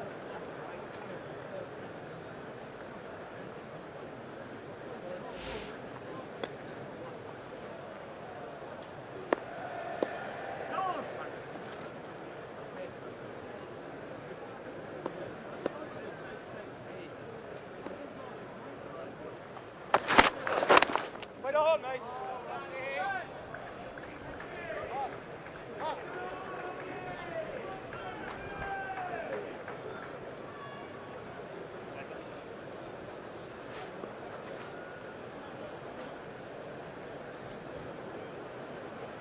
'Slip out. Field being more protective of the boundaries.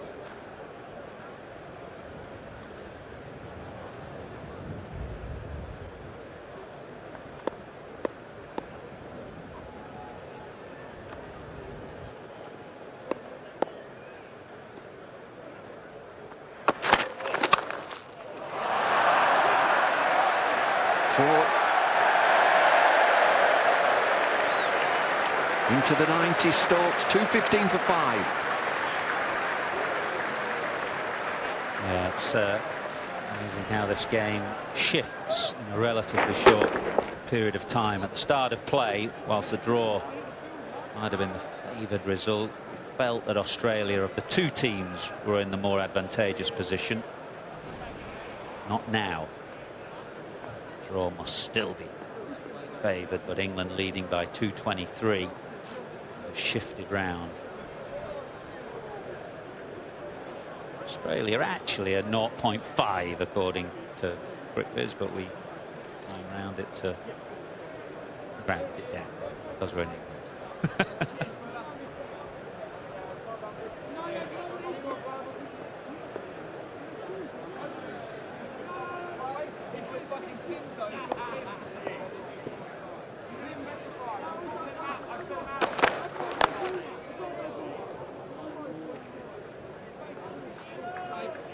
54 overs left after this. That's including the final hour. You lose 2. So if they declared right now, there are 52 overs left to get 223. He's not declaring right now, I can tell you that.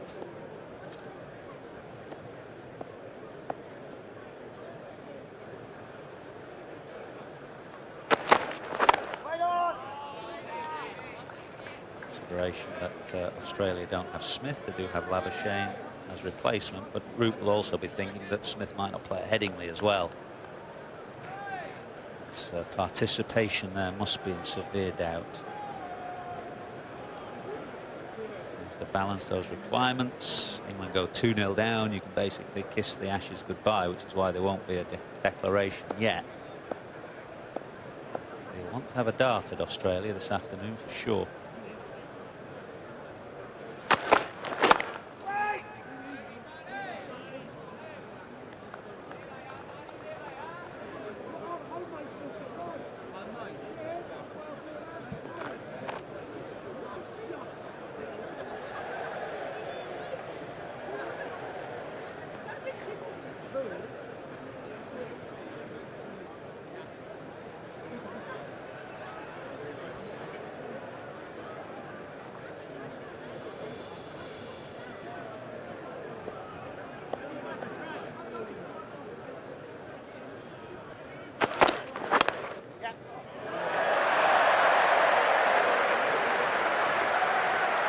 He's played that.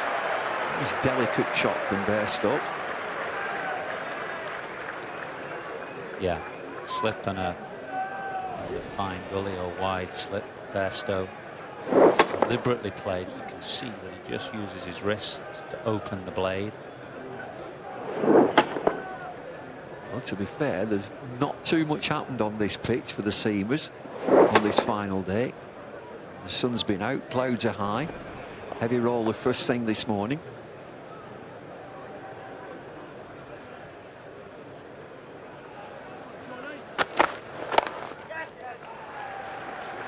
Push and go single.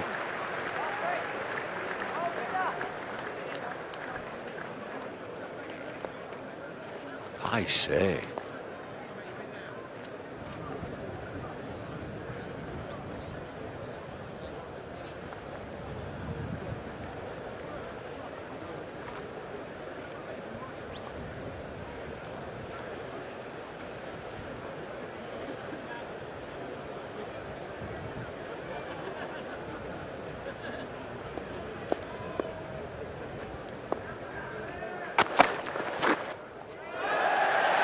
More runs. The leg buys. 224 for 5.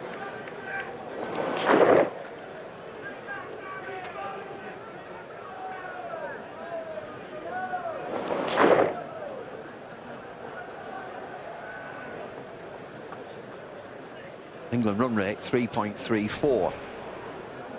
232 lead.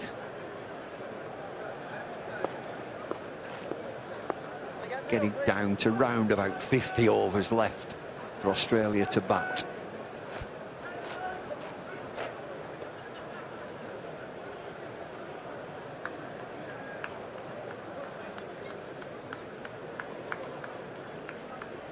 Stokes is on 91. Bairstow 20. Bairstow on strike.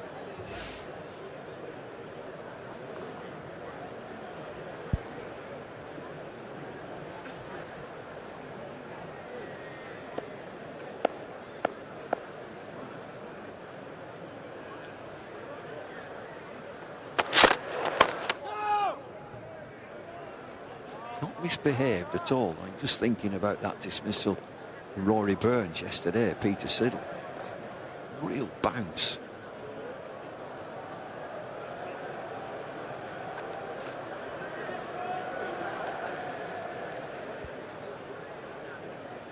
After the morning rain, we've had decent overhead conditions. The lights haven't been on. They were on most of the day. A lot of this game before today.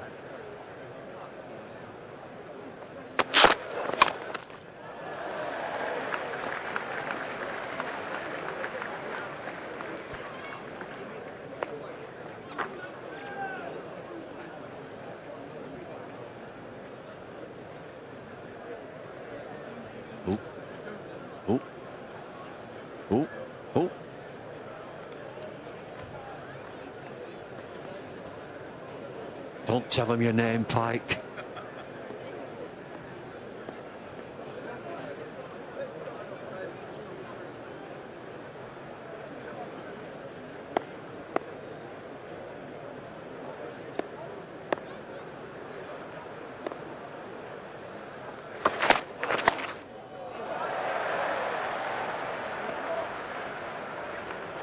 Scamper back for 2. Well, he's in one-day mode now. Cast your minds back to a month, the World Cup final. Imagine Stokes in blues and not whites. He's eyeing up that short leg side boundary. He's scampering 2s. All the care and attention that he had to give to his batting this morning when Australia were on top.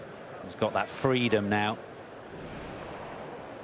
Well, he's on 93 and he's got 2 overs and 3 deliveries.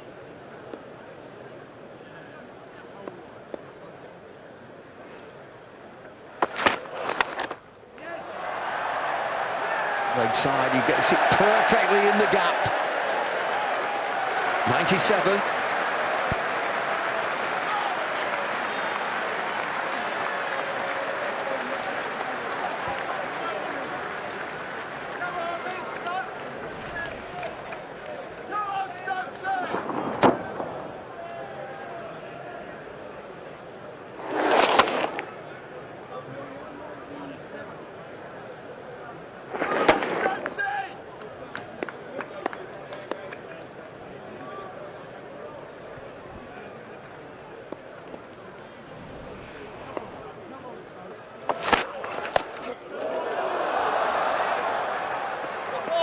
Just be a single.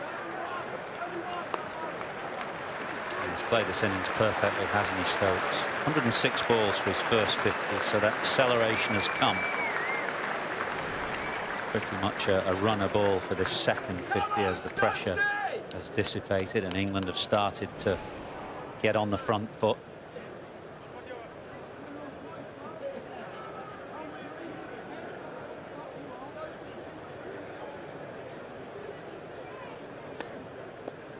It's a real responsible innings, is that?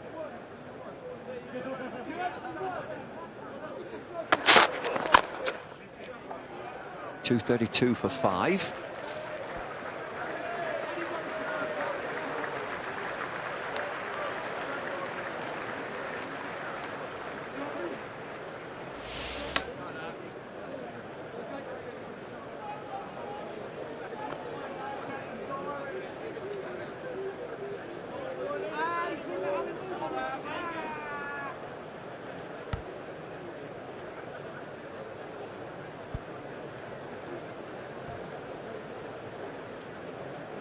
Ben Stokes nearing his 7th Test match century, his 2nd here at Lord's.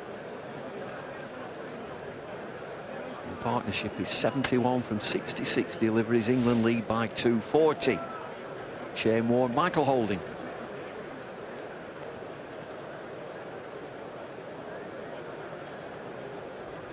Thank you, Bumble. Much more relaxed England dressing room now at this stage.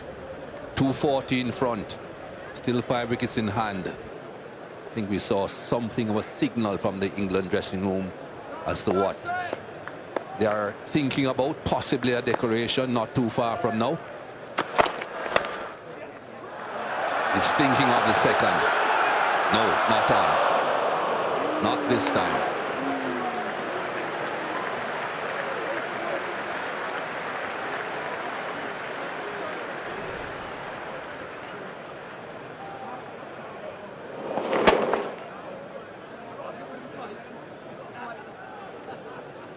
It's not the World Cup final. You don't have to go back.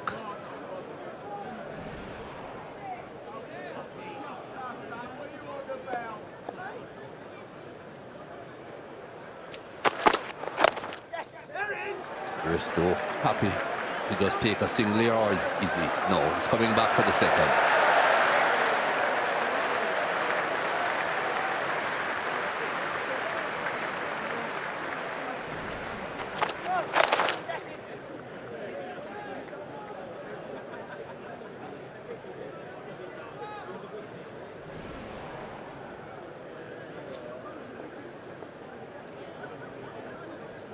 Pretty defensive field now being set by Australia, as you would expect.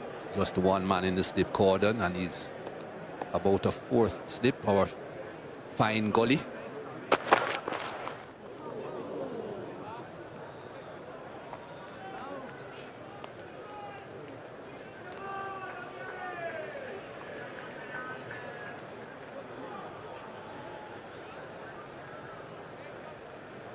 doesn't take long to get into whites. Don't worry about them being in coloured clothing at the moment. It's a quick change. He'll be thinking about his second innings.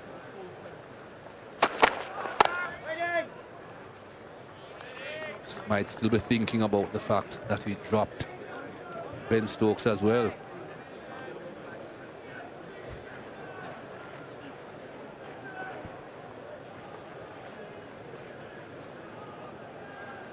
Those are the men expected to give Australia a solid start. A solid start meaning to keep the dressing room relaxed, not necessarily to chase the target.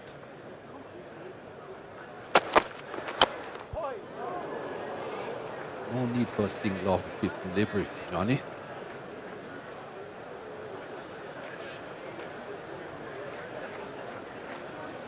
It's going to be a terrific afternoon today.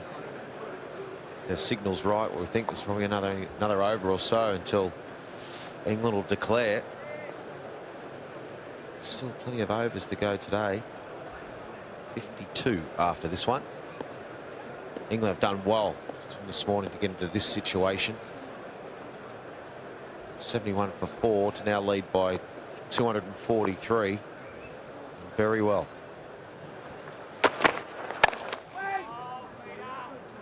Good call. Wait, no need for a single. 235 for 5.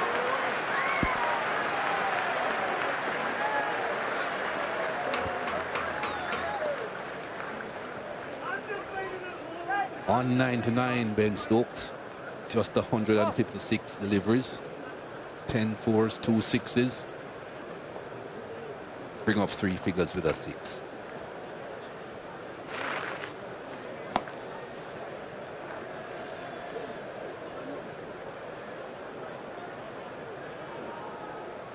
Who's going to have the honor of bowling to Ben Stokes on 99?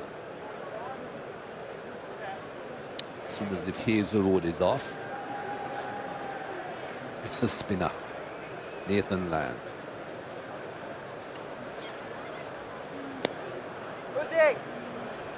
One, I want to ask a big question here. Nathan Lyon, specialist spinner, 50. Has not done as well as anyone would have expected or hoped. Are they going to start talking about dropping him as they spoke about dropping?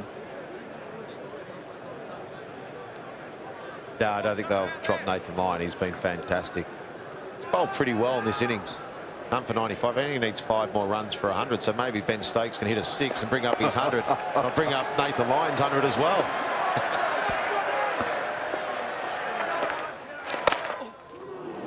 Yeah, I wouldn't say he has bowled badly at all. I think he could have had slightly more attacking fields, which, and of course, dropped catches wouldn't have helped. He can't bowl and then run to slip and take the catch himself. But when Moeen Ali didn't take the number of wickets everyone expected, he hasn't performed. And he's a batting all-rounder, not a bowling all-rounder. Nathan Lyon is a specialist spinner, yet no one will say anything that he hasn't performed. No one can say Moeen Ali is a specialist spinner. That is for sure. I don't think that's the way to go. No.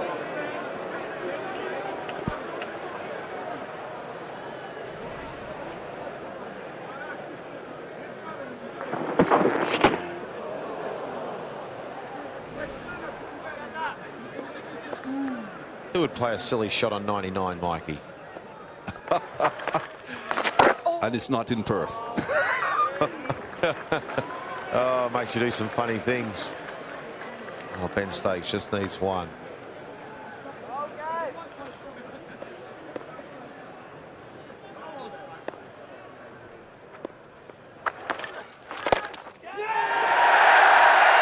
He got there. He is elated, Ben Stokes. Another century. And century under conditions that were not easy. Just 54 runs for that second 50. The pressure is off. England were in a much healthier position and he opened up.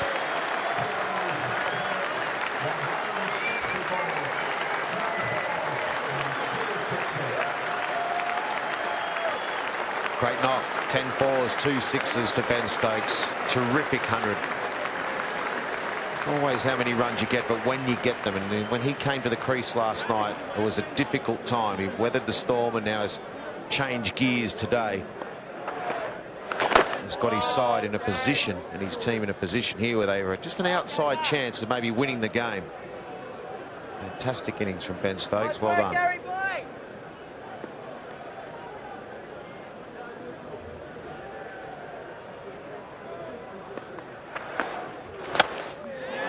That's a big hit. Hitting with the spin goes all the way. That's the 100 up for Nathan Lyon, as you were saying. It wasn't Ben Stokes who hit it. 242 for 5.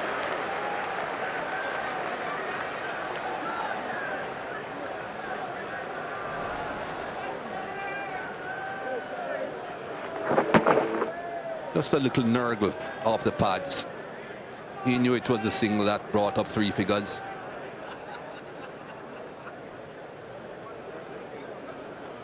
An Ashes Test match century.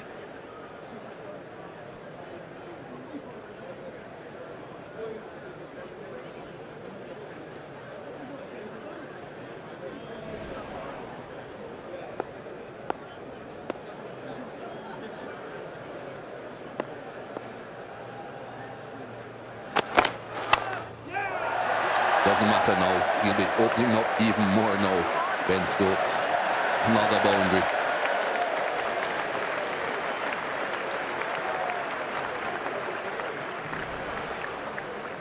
Yeah, just going through the gears now. This is just top speed now. It's flat to ball. Get in the red zone.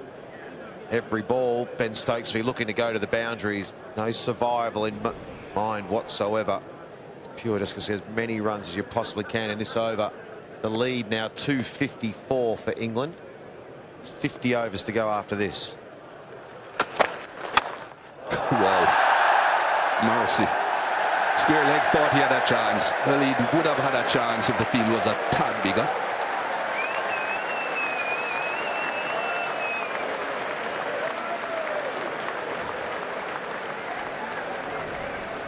Well, he got all of this. It's another full one.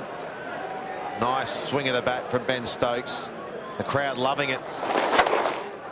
Why not? This is great cricket from England. Terrific stuff.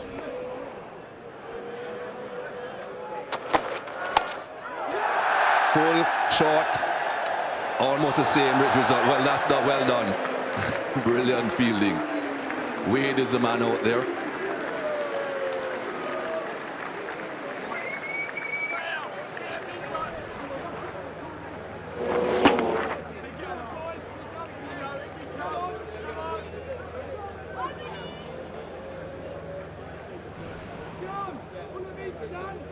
Low center of gravity warning made him change direction easily. Is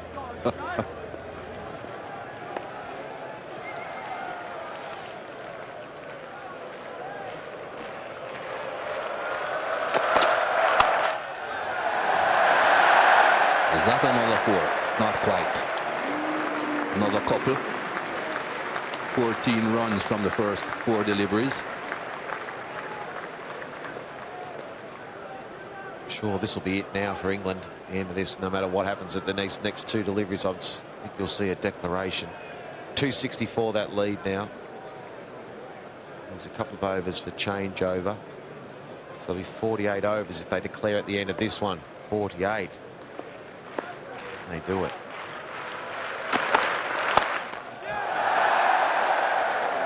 Just a single this time. Remember, Steve Smith will not take part for Australia today, so he's been the main reason Australia have got themselves in a good position this series, being 1-0 up. Back-to-back hundreds in the first test and 92 in the first innings. Marnus Labuschagne has replaced him because of the delayed concussion that Steve Smith has.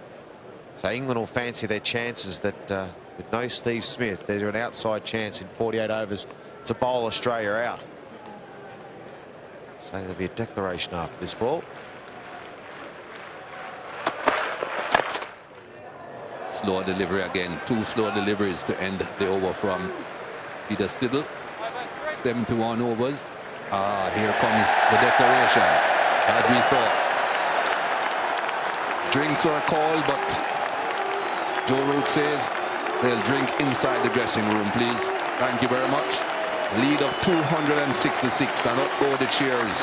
Not just for that man running off the ground, Ben Stokes, for his magnificent century, but also for the fact that they're thinking, here comes a test match.